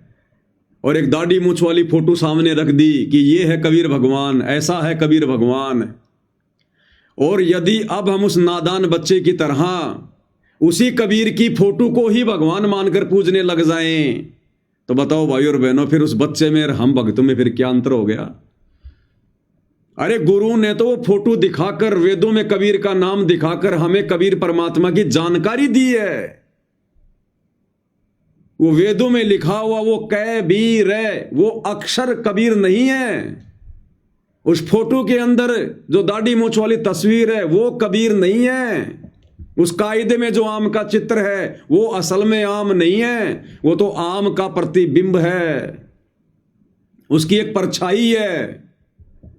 हमें समझाने के लिए, आम के गुणों से परिचित करवाने के लिए। और नादान बच्चा उस पुस्तक को खोल के उसके बटके भरने लग जाए कि आम खाऊंगा, आम खाऊंगा, तो भैया बोलते रहो पूरी जिंदगी, उस फोटो में से वो आम निकल के बाहर नहीं आने वाला। क्या कह रहे हैं परमात्मा? जैसे बच्चा स्कूल में पढ़ता है उसको दिखाते हैं आ का आम, आ का आम, आ अक्षर की जानकारी और साथ में आम का चित्र। अब बच्चा उसने बार बार देखा और फिर आम खाना चाहे, क्योंकि आम के गुण का ज्ञान बहुत मीठा होता है, फलों का राजा होता है, शरबत से भी मीठा होता है, तो खाने की इच्छा वो चाहे तो कैदा खोल के बैठ जाए, आम खाऊंगा। और कोई जानकार जिसने है वो कह बेटा इसमें आम को ना। अब कोई जानकार है वो कहे बेटा इसमें आम को न्या, इस फोटो में आम को न्या, ये पुस्तक वाली फोटो में आम नहीं है।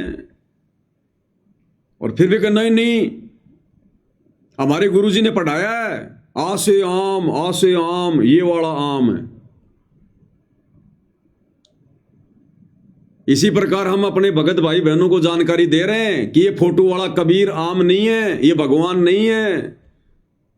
और संगत वाले क्या कहते हैं, नहीं नहीं नहीं, गुरुजी ने बताया है ना, ये दाढ़ी मूछ वाला ही कबीर है, ये दाढ़ी मूछ वाला ही भगवान है। तो भाई और बहनों, उनकी बुद्धि तो उस नादान बच्चे की तरह है जो गुरुदेव भगवान कहते हैं कि अब वो बच्चा, जिस बच्चे को गुरु ने आम के गुण बताए, आम की फोटो दिखाई, और जो बच्चा उस कायदे को खोल के बैठ गया कि आम खाऊंगा, और कोई उसको समझाता कि बेटा ये आम नहीं है, आम प्राप्ति की विधि कुछ और है, ये तो समझाने के लिए तेरे को बताया गया। और वो कहे नहीं नहीं, हमारे गुरुजी ने यही बताया है। अच्छा वो चाहे तो कैदा खोल के बैठ जाता है, शरबत से भी मीठा होता है, तो खाने की इच्छा वो चाहे तो कैदा खोल के बैठ जाए, आम खाऊंगा। और कोई जानकार जिसने है वो कहा बेटा इसमें आम को ना, ये आम नहीं है इसमें, अग्नि ये आम है।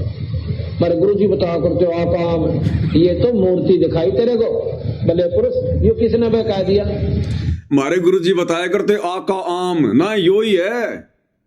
हमारे गुरुजी बताया करते आ का आम, तो वो कह रहा कि नादान ये तो मूर्ति है तेरे को समझाने के लिए।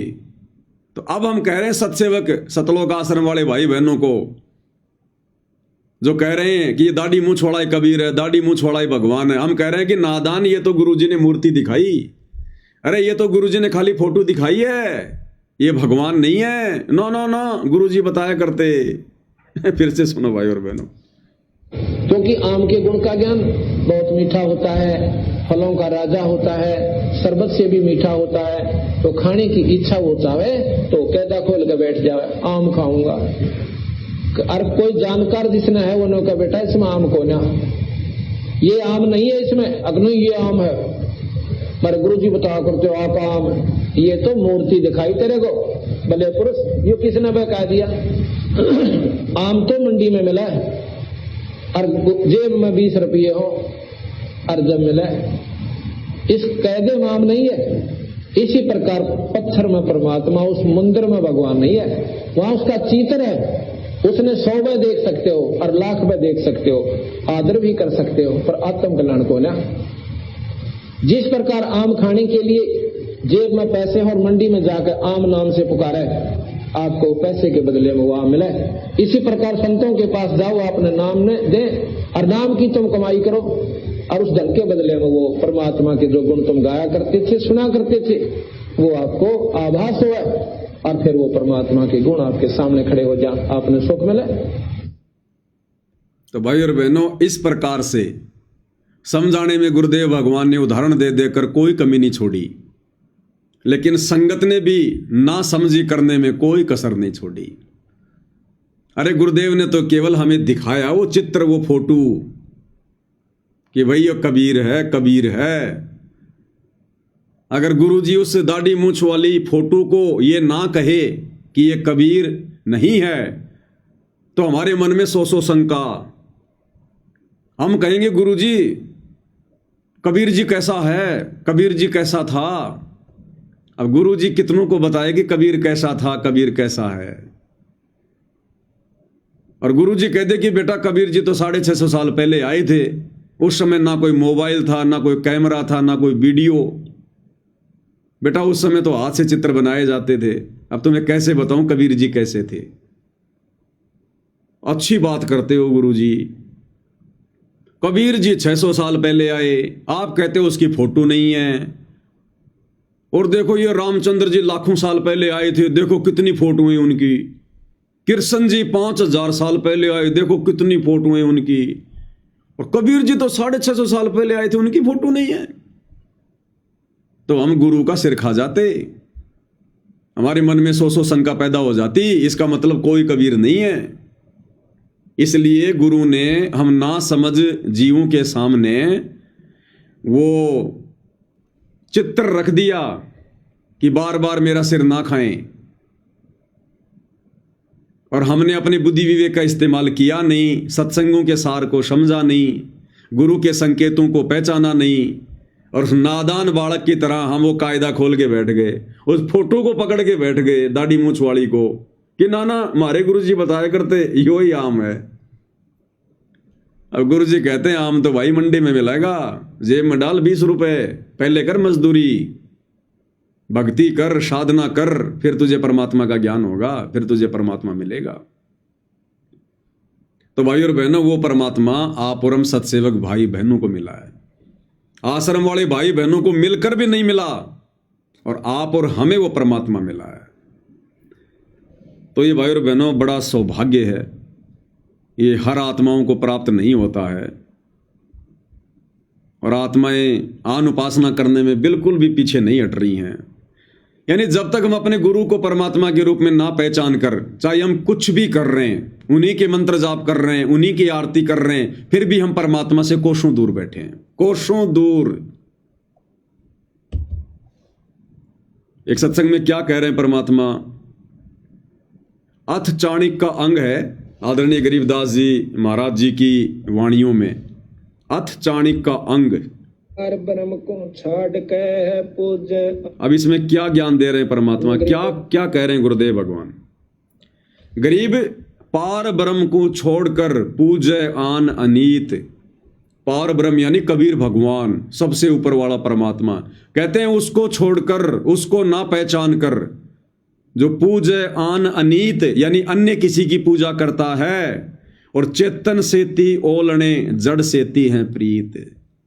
चेतन सेती ओलने, चेतन यानी जो वर्तमान में प्रकट है, जिंदा है, हमसे बातें करता है, हमारी बातें सुनता है, हमें भक्ति दे रहा है, आशीर्वाद दे रहा है, जो प्रकट है उसको कहते हैं चेतन। तो गुरुदेव कहते हैं चेतन सेती ओलने।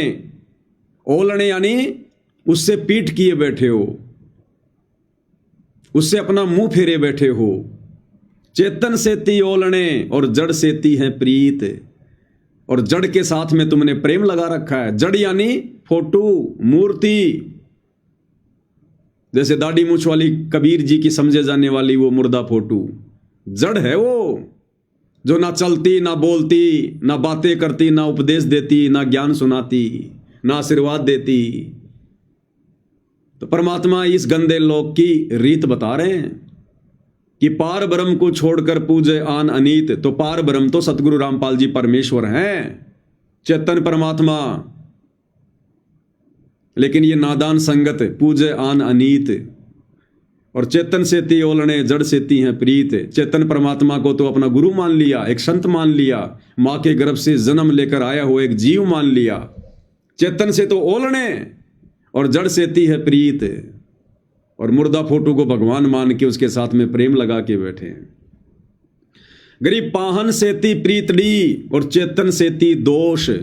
पाहन सेती प्रीतड़ी, पाहन यानी पत्थर, क्योंकि जिस समय ये वाणियां लिखी गई थी उस समय ये कागज वागज पे फोटोएं नहीं होती थी।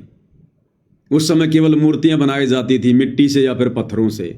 तो कहते पाहन सेती प्रीतड़ी यानी पत्थर के साथ तो तुम प्रेम लगा रहे हो, प्यार कर रहे हो, भगवान मान रहे हो। और चेतन सेती दोष, क्योंकि गरीबदास जी लोगों को ज्ञान दिया करते थे, तो गरीबदास जी में तो लोग सौ प्रकार के दोष देखा करते थे कि ये काहे का भगवान है, ये काहे का महात्मा है, हमारे गांव का छोरी का छोरा है, बावड़िया, गरीबू, ये काहे का परमात्मा है।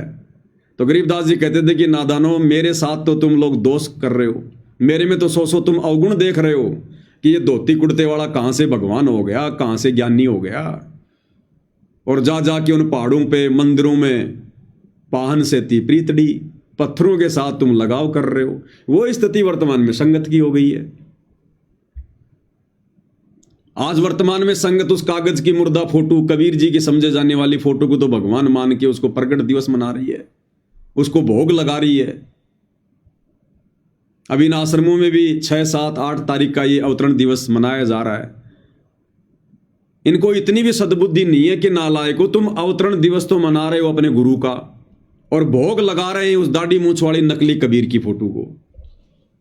तो गरीबदास जी की वाणियां इन लोगों पर फिट हो रही हैं कि पाहन सेती प्रीतड़ी और चेतन सेती दोष, कि अपने गुरु को मानुष मानकर तुम उसमें दोष देख रहे हो। यानी गुरु को मानुष मानना, गुरु में दोष देखना, कि गुरु भगवान नहीं है, गुरु परमात्मा नहीं है।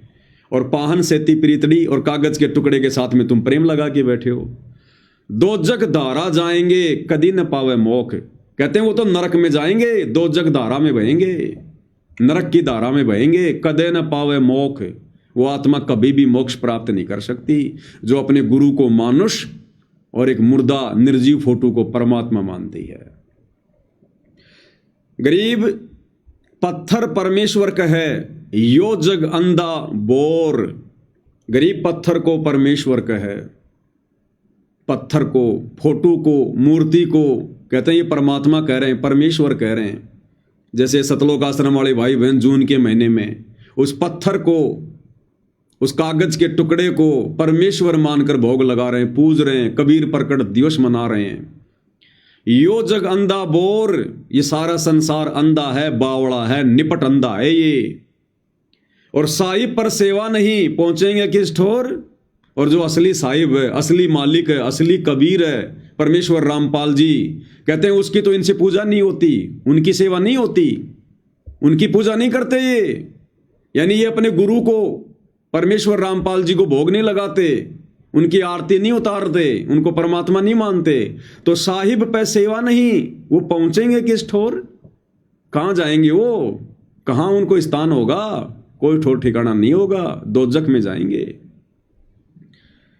गरीब पत्थर को परमेश्वर कहे बड़ा अंदेशा मोही, कि ये नादान दुनिया वाले जिंदा गुरु को परमात्मा ना मानकर, ना पहचान कर, और पत्थर को परमात्मा कह रहे हैं, एक फोटो को भगवान कह रहे हैं। कहते हैं पहुंचेंगे किस ठोर। गरीब पत्थर को परमेश्वर कहे बड़ा अंदेशा मोही, कि मुझे बड़ा आश्चर्य हो रहा है, मुझे बड़ा अंदेशा है। गरीब पत्थर को परमेश्वर कहें बड़ा अंदेशा मोही, और पारस से भेटा नहीं कैसे पलटे लो। पारस से परस्यानी, यानी उस पारस से तो संपर्क किया नहीं, जो पारस लोहे को भी कंचन बना दे, सोना बना दे, जीव को भी पीयू बना दे, जो परमात्मा, कहते हैं उससे तो इनका परिचय नहीं, उस सच्चे सतगुरु से तो इनका मेल ही नहीं है।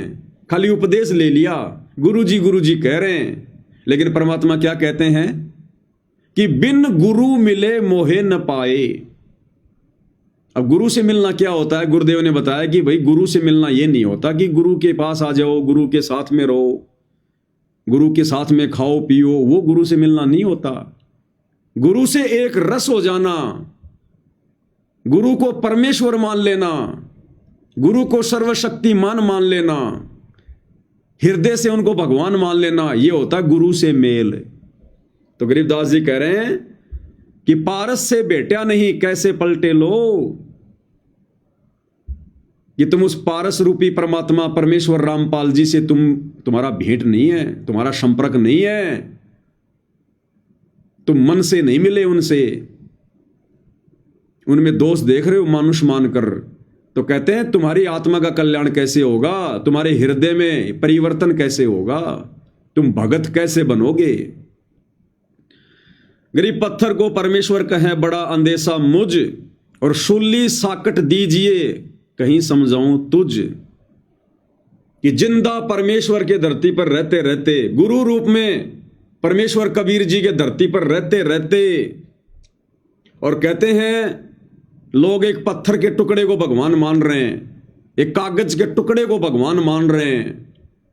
तो गरीबदास जी कहते हैं उनके साथ में क्या बनेगा, सूली साकट दीजिए ऐसी निकम्मी आत्मा को, ऐसे साकट को, जो आंखों के सामने प्रकट भगवान को ना पहचान कर एक कागज के टुकड़े को भगवान मानकर पूज रहा है, पत्थरों को भगवान मानकर पूज रहा है, कहते हैं उसको तो शूली पे टांग देना चाहिए।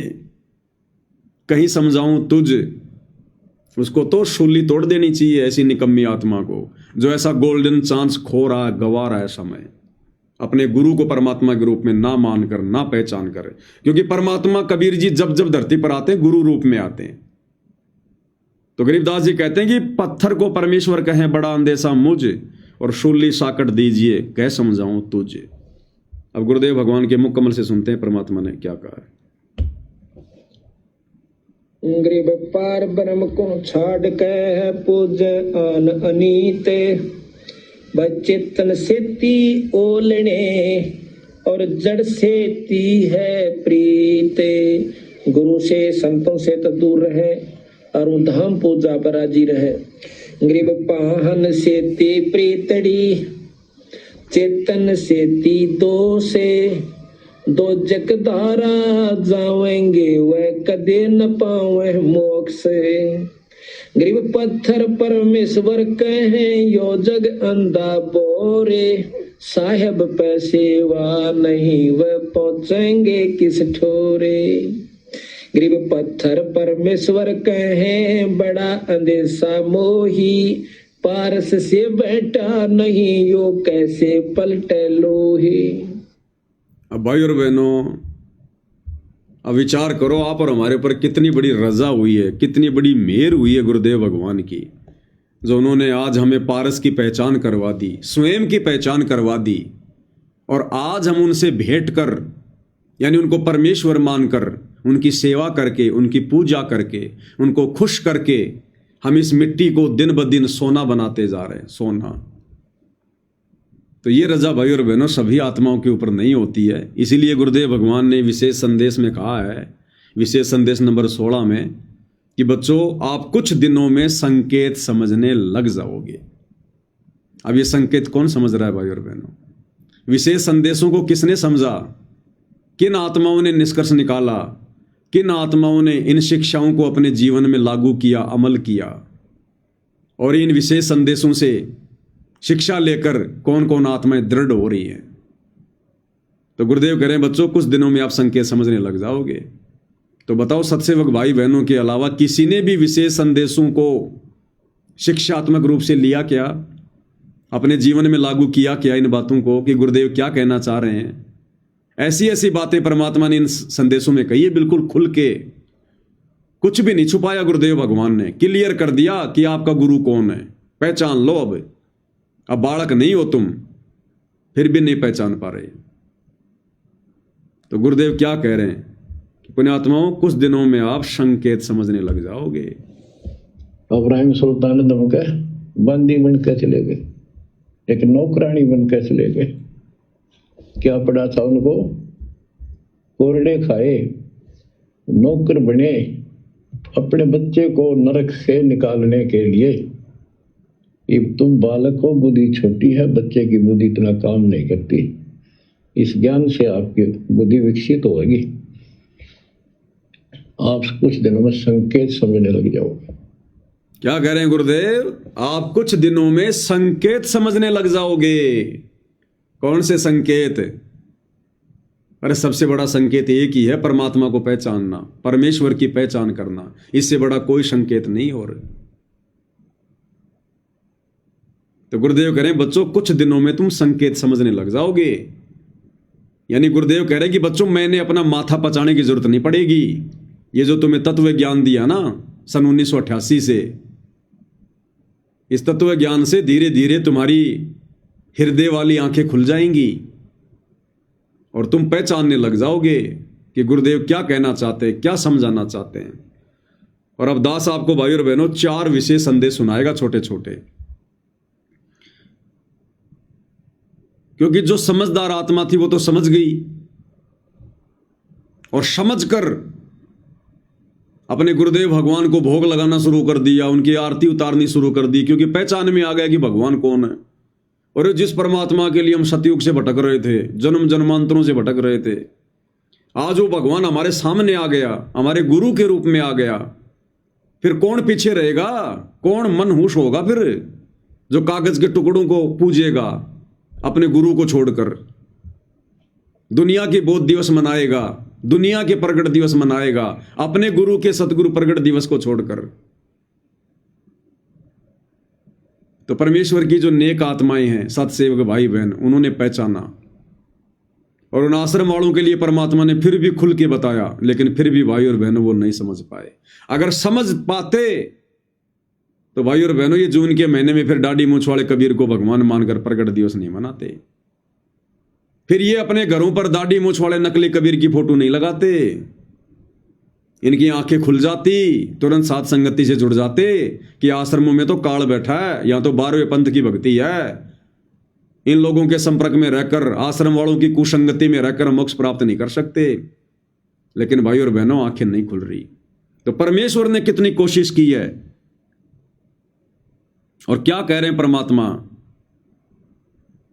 ये विशेष संदेश है, विशेष संदेश नंबर 69। और गुरुदेव भगवान ने मजबूरन इतना ज्ञान देने के बाद भी, जब परमात्मा ने देखा कि सत्सेवकों के अलावा तुझे कोई नहीं पहचान रहा, तो गुरुदेव भगवान अंत में यह कह रहे हैं कि मैं कौन हूं, ये दास कौन है, तुम बालक हो, इसलिए तुम्हें बार बार पहचान करवाई जा रही है। क्या कह रहे हैं परमात्मा। साधो से ती बस करिए चोरा नाल खुशाल, मल खाड़ा जीतेंगे ये युग युग के बाद। आप यही आत्मा हो, ऐसे गुजर कर आए हो। आप दास जो कह रहा है ये समझ लो मैं कौन हूं, ये दास कौन है। आप बालक को इसलिए बार बार पहचान बतानी पड़ती है, तो मध्य कोई नहीं रहे जो अरबों में कोई गर्क नॉलेज। गुरुदेव कह रहे हैं आप बालक हो अभी, ये दास कौन है, मैं कौन हूं, तुम्हें बार बार पहचान करवाई जा रही है। कोट्यों मध्य कोई नहीं रे झुमक रहा, अरबों में कोई एक सुनो रे झुमक रहा। अरबों में कहते हैं उन करोड़ों में तो कोई नहीं है, और अरबों में कोई एक है। यानी आज पूरे विश्व की जनसंख्या अरबों में है, 800 अरब, 8 अरब या कितनी है।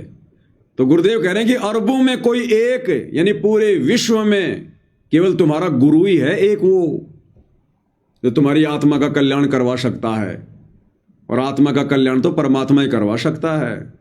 तो गुरुदेव कह रहे हैं तुम्हें पहचान करवाई जा रही है, लेकिन तुम नहीं समझ पा रहे। फिर एक सत्संग में गुरुदेव भगवान क्या कह रहे हैं कि पहले तुम तो समझो, फिर बाकियों को भी पहचान करवाएंगे। अब समझ लो मेरा बेटा बेटियों, इसने बने बढ़ाए न खोइयो मत ना। बढ़ना बड़ा कठिन है, खोना तो आसान है।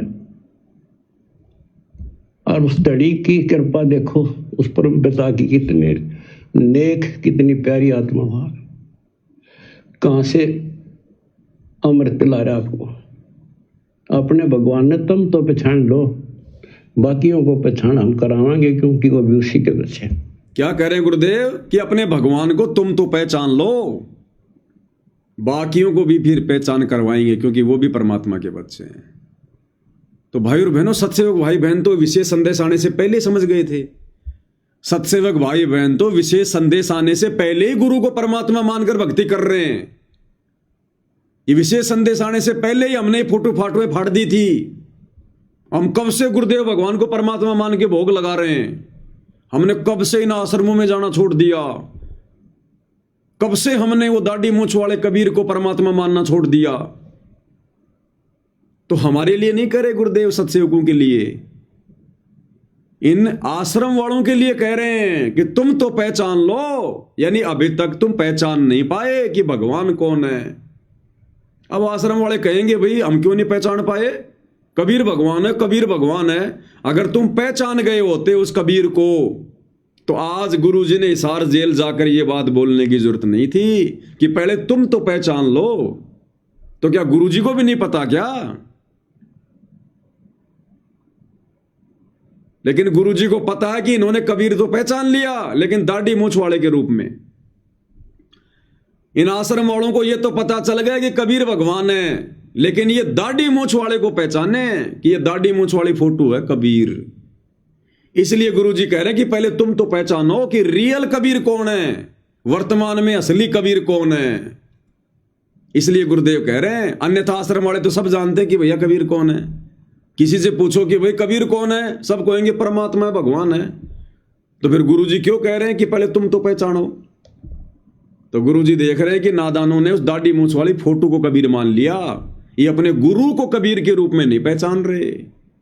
तो कह रहे पहले तुम तो पहचानो, फिर बाकी दुनिया वालों को भी पहचान करवाएंगे, क्योंकि वो भी परमात्मा के ही बच्चे हैं। फिर से सुनो, अब समझ लो मेरा बेटा बेटियों, इसने बने बढ़ाए ने खोइयो मत ना। बढ़ना बड़ा कठिन है, खोना तो आसान है। और उस धड़ी की कृपा देखो, उस परम पिता की कितने नेक, कितनी प्यारी आत्मा हुआ, कहां से अमृत पिला रहा आपको। अपने भगवान ने तुम तो पहचान लो, बाकियों को पहचान हम करावांगे, क्योंकि वो भी उसी के बच्चे।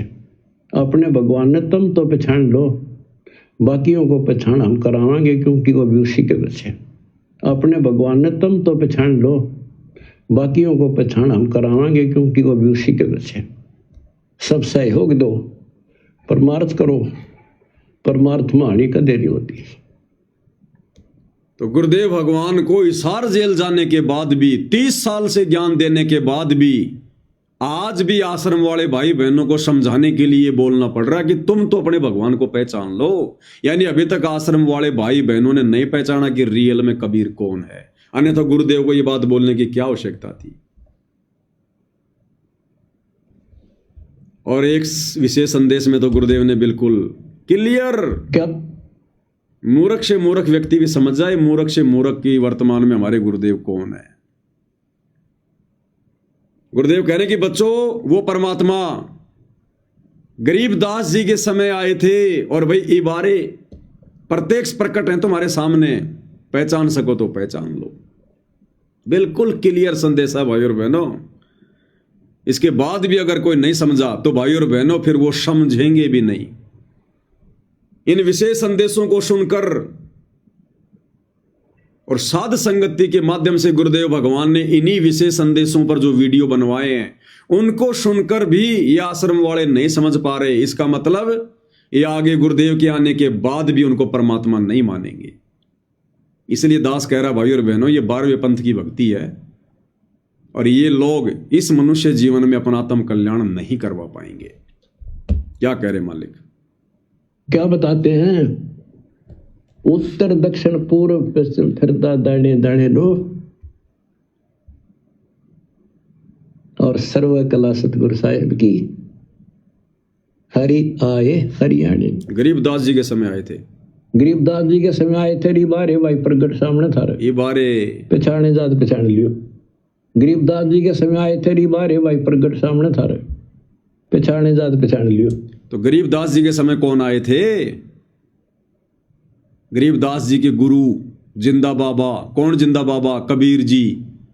और कह रहे भाई ये बारे थारे सामने प्रत्यक्ष प्रकट, पहचान सको तो पहचान लो।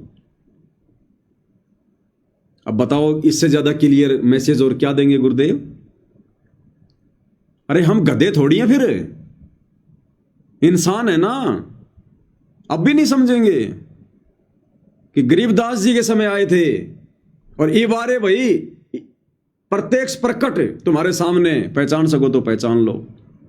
फिर भी ये नादान संगत नहीं पहचान रही, फिर भी नहीं पहचान रही। ये विशेष संदेश आए हुए 2 साल हो गई, और इन दिनों जो इनका ये समागम चल रहा है इन सतलोक आश्रमों में, अवतरण दिवस मना रहे हैं अपने गुरु का, और भोग लगा रहे हैं दाढ़ी मूछ वाले नकली कबीर को। और जब ये भोग लगाते हैं तो देखना इनकी फोटो, वो दाढ़ी मूछ वाला नकली कबीर तो ऊपर, और उसके पैरों में असली कबीर सतगुरु रामपाल जी को बैठा के रखते हैं, वो गुरु गोविंद वाली फोटो। तो भाई और बहनों, ये बाद में भी नहीं समझेंगे। गरीबदास जी के समय आए थे। बारे भाई प्रगट सामने था, पहचाने जात पहचान लियो। इसीलिए परमात्मा ने फिर अंत में एक संदेश में कहा कि मैं तुम्हारा भगवान हूं, मुझे पहचान लो, नहीं तो यो खाओगा था ना काल। क्या कह रहे परमात्मा?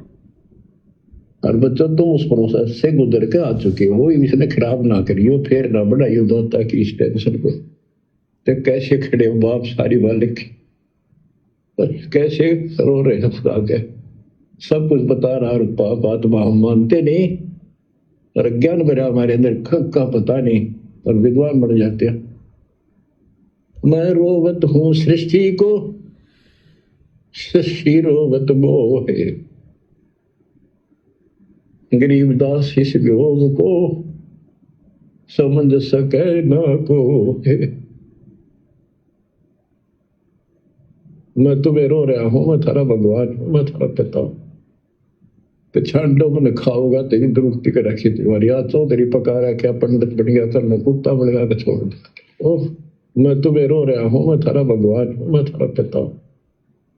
पिछाड़ो मन खाओगा तेरी दुरुक्ति कर रखी तुम्हारी, आज चौधरी पका रहा क्या पंडित बन गया तर मैं कुत्ता बन गया छोड़ दिया। ओह मैं तुम्हें रो रहा हूं, मैं थारा भगवान हूं, मैं थारा पिता हूं। पिछाड़ो मन खाओगा तेरी दुरुक्ति कर रखी तुम्हारी, आज चौधरी पका रहा क्या पंडित बन गया तर मैं कुत्ता बन गया छोड़ दिया। ओह और देखो कैसे ढंग से निकाल रहा के काल का विधान भी बना रहे, मेरा वचन भी बना रहे, मेरे बच्चे भी मेरी शरण आ जाए तो निकालते। काल का विधान भी बना रहे, मेरा वचन भी बना रहे। कौन सा काल का विधान? कि परमात्मा आप नीचे जाओगे, आप केवल अपना ज्ञान देना, जबरदस्ती किसी के साथ मत करना। तो गुरुजी संकेतों में अपनी जानकारी दे रहे हैं कि मेरा विधान भी बना रहे, मेरा वचन भी ना टूटे, और कह रहे मैं तुम्हारा भगवान हूं, मैं तुम्हारा परमात्मा हूं, तुम्हारा बाप हूं, पहचान लो मुझे, नहीं तो काल था ना खाएगा, थारी दुर्गति करेगा। अब संगत यदि पहचान गई होती उस कबीर भगवान को, तो आज गुरुजी ने रो रो कर ये बातें नहीं बोलनी पड़ती कि पहचान लो। इसका मतलब अभी तक संगत नहीं पहचान पाई कि कबीर कौन है। संगत केवल दाढ़ी मूछ वाली फोटो को कबीर मान रही है, अपने गुरु को कबीर नहीं मान रही। इसलिए गुरुजी कह रहे हैं कि पहचान लो मने, नहीं तो थारी दुर्गति करोगे यो काल। एक बार फिर से सुन लो पूरा। और बच्चों तुम उस प्रोसेस से गुजर के आ चुके हो, इसने खराब ना करियो, फिर ना बढ़ाइयो दोस्ता की इस टेंशन को। तो कैसे खड़े हो बाप सारी बालिक, कैसे रो रहे हो खुदा के, सब कुछ बता रहा, और पाप आत्मा हम मानते नहीं, और ज्ञान भरा हमारे अंदर का पता नहीं, और विद्वान बन जाते हैं। मैं रोवत हूँ सृष्टि को, सृष्टि रोवत मोहे, गरीबदास इस वियोग को समझ सके न कोई। मैं तुम्हें रो रहा हूं, मैं थारा भगवान हूं, मैं थारा पिता हूं। पिछाड़ो मन खाओगा तेरी दुरुक्ति कर रखी तुम्हारी, आज चौधरी पका रहा क्या पंडित बन गया तर मैं कुत्ता बन गया छोड़ दिया। ओह मैं तुम्हें रो रहा हूं, मैं थारा भगवान हूं, मैं थारा पिता हूं। पिछाड़ो मन खाओगा तेरी दुरुक्ति कर रखी तुम्हारी, आज चौधरी पका रहा क्या पंडित बन गया तर मैं कुत्ता बन गया छोड़ दिया। ओह मैं तुम्हें रो रहा हूं, मैं थारा भगवान हूं, मैं थारा पिता हूं। पिछाड़ो मन खाओगा तेरी दुरुक्ति कर रखी तुम्हारी, आज चौधरी पका रहा क्या पंडित बन गया तर मैं कुत्ता बन गया छोड़ दिया। ओह और देखो कैसे ढंग से निकाल रहा के काल का विधान भी बना रहे, मेरा वचन भी बना रहे, मेरे बच्चे भी मेरी शरण आ जाए तो निकालते। मैं रोवत हूँ सृष्टि को, सृष्टि रोवत मोहे। तुम भगवान भगवान करते फिरते हो, मुझे रो रहे हो, सुखदाई भगवान का है, इसका साइड है, तुम भगवान मान रहे हो, और मैं तुम्हारे लिए रो रहा हूँ, मेरे बच्चे थारी प्रगति हो रही, आंख खोलो। गरीबदास इस वियोग को समझ न सकता को, चार युगन में हम ठहरे, मैं पल में छिप जाऊं। गरीबदास गुरु वेद से लखो हमारा ठाव। बच्चों आज इतना ही, शेष अमर कथा आगे सुनाएंगे, बोलना नहीं आता। परमात्मा आपको सद्बुद्धि दे, अकल को लतारी, कित पछे बैठे माचे आडो 2 दिन का सांग है यो, पता नहीं कद फूक निकल जाएगी, कुत्ता बना के छोड़ देगा, सारे ठाट दरिया दे जाएंगे। उस समय निकालो, मालिक ने रजा बख्शी कहाँ से बख्श रखी है तुम्हारे ऊपर, कैसी दया करिए, कोई बालक नहीं है वो, ताकि तुम्हें फिर से दर्द करे, तुम्हारा जीवन बचे, तुम्हें मोक्ष मिले। सच ये गुरुदेव भगवान ने संकेत कर दिया है ना आश्रम वालों के लिए, कहाँ तुम इस 2 दिन के ठाठ को ठाठ मान रहे हो, माचे माचे फिरो तुम, फूक निकल जाएगी 2 मिनट में। कहाँ तुम इन राजनेताओं के पीछे दौड़ रहे हो, मनमानियां कर रहे हो, मर्यादा तोड़ रहे हो, गुरु को नाराज कर रहे हो, संगत के दान के ऊपर आराम के टोक तोड़ रहे हो, मौज मस्ती कर रहे हो। संगत को भी मस्ती चाहिए, और संगत तुम्हें मस्ती करवाने के लिए खुल के तुम कुपात्रों को ज्योति पाठ और दान का पैसा दे रही है। तो गुरु जी कहते हैं कहाँ माचे माचे फिर रहे हो, कहाँ तुम इस ठाठ बाट को मान रहे हो, 2 मिनट में फूक निकल जाएगी, कहीं कुत्ता बना के छोड़ देगा ये। क्या कह रहे मालिक? मैं पल में छिप जाऊं गरीबदास गुरु वेद से, लखो हमारा ठाव। बच्चों आज इतना ही, शेष अमर कथा आगे सुनाएंगे, बोला नहीं जाता। परमात्मा आपको सद्बुद्धि दे, अकल को लतारी। कित पछे बैठे माचे आडो 2 दिन का सांग है यो, पता नहीं कद फूक निकल जाएगी, कुत्ता बना के छोड़ देगा, सारे ठाट दरिया दे जाएंगे। उस समय निकालो, मालिक ने रजा बख्शी कहाँ से बख्श रखी है तुम्हारे ऊपर, कैसी दया करिए, कोई बालक नहीं है वो, ताकि तुम्हें फिर से दर्द करे, तुम्हारा जीवन बचे, तुम्हें मोक्ष मिले। सच तो भाई और बहनों, असीम रजा गुरुदेव भगवान ने आप परम तुच्छ बुद्धि जीव सत्सेवकों के ऊपर बख्शी हुई है। ये रजा भाई और बहनों युगों युगों पर्यंत होती है, युगों युगों पर्यंत। ये कोई सामान्य बात नहीं है। एक ही गुरु, एक ही ज्ञान, गुरु ने कोई भेदभाव नहीं किया, और आज वो लाखों की संगत काल की गोद में बैठी है, झूठे सुख को सुख मान के। उन्हें पता ही नहीं हम क्या कर रहे हैं, किस दिशा में जा रहे हैं, बिल्कुल बेहोश है, बिल्कुल बेहोश। और इधर साथ संगति से गुरुदेव भगवान ने अलग से अपना 13वां यथार्थ कबीरपंथ शुरू करवा कर, और आप और हम आत्माओं को कैसी सद्बुद्धि दे रखी है। आप और हम दिन प्रतिदिन भक्ति मार्ग पर कितना आगे बढ़ रहे हैं। ये सामान्य बात नहीं भाई और बहनों, सामान्य बात नहीं है। तो हमने अपने गुरुदेव भगवान की असीम रजा को, मेहर को इसी प्रकार से बना के रखना है, और हमने अपने गुरु को ही प्रसन्न करना है। और गुरु को प्रसन्न करने के लिए, भक्ति सफल करने के लिए जो भी हमने कुर्बानी देनी पड़ेगी। गुरु किसी का शीश नहीं लेता, गुरु किसी का मकान नहीं लेता, किसी का धन नहीं लेता। गुरु केवल हमसे ये चाहता कि मेरे वचन पर चलें, और जो बुराइयां हैं उन बुराइयों को ये त्यागें, और भक्ति मार्ग पर दृढ़ होकर, विश्वास करके गुरु वचन पर अटल होकर चलें। किसी के बहकावे में ना आए, कोई लोकलाज में ना आए, कोई शर्मा शर्मी में ना आए, किसी के दबाव में ना आए। चाहे घर छोड़ना पड़े, चाहे संपत्ति छोड़नी पड़े, 1 सेकंड में ठोकर मार दे। अगर किसी का बाप करोड़पति है और सतगुरु रामपाल जी की भक्ति से यदि वो ना खुश है, और कह रहा है कि बेटा यदि तूने भक्ति अगर करनी है तो मेरी संपत्ति से बाहर हो जा, इस मकान से बाहर चला जा, उसी समय बिना सोचे समझे कि ले थूकता हूं मैं तेरी संपत्ति पर, तो मार इसके ऊपर सांप की तरह लौट पलटे। मैं तो ये चला, मेरी संपत्ति तो मेरा गुरु है, मेरी भक्ति है। इतना हमारे अंदर विश्वास, इतना दृढ़ विश्वास है, तब जाकर ये परमात्मा फिर अपना आशीर्वाद बख्शेगा। इतनी दृढ़ता चाहिए। ये नश्वर संपत्ति हमने बिल्कुल ठोकर पे रख के चलनी है, ठोकर पे। असली धन, असली संपत्ति हमारा भगवान, हमारी भक्ति है, मर्यादा है। तो जब समय अगर आ जाए, ऐसी भी अगर नौबत आ जाए, तो सोचना नहीं, फिर विचार नहीं करना, किसी को फोन करके नहीं पूछना कि भगत जी क्या करूं। परमात्मा ने सब बता रखा, तुम्हें भी पता है, और फिर भी तुम संशय में हो, तो फिर यह भी कमजोरी है। इस नश्वर संपत्ति को अपने ठोकर पे रख के चलो अगर भक्ति सफल करनी है तो। जब भी आदेश हो जाए, फुटबॉल की तरह ठोकर मार दो कि जाओ, ले जाओ, खाओ पियो, ऐश करो। हमें देने वाला हमारा सतगुरु है। तब भाई और बहनों परमात्मा अपना समझेगा फिर। तो भाई और बहनों, सतगुरु महिमा में आज केवल इतना ही।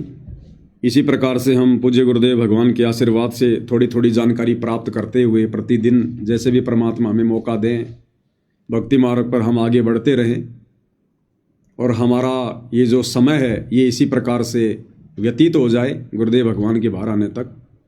और परमात्मा भी यही चाहते हैं कि ये आत्माएं किसी न किसी बहाने इस भक्ति मार्ग पर लगी रहें, इस मन शैतान को मौका ना दें, अन्यथा जरा भी हम लापरवाही बरतेंगे, इधर उधर की बातें करेंगे, तुरंत इस शैतान रूपी मन का दाव लग जाएगा और कहीं न कहीं हमारी ये मर्यादा तुड़वा देगा।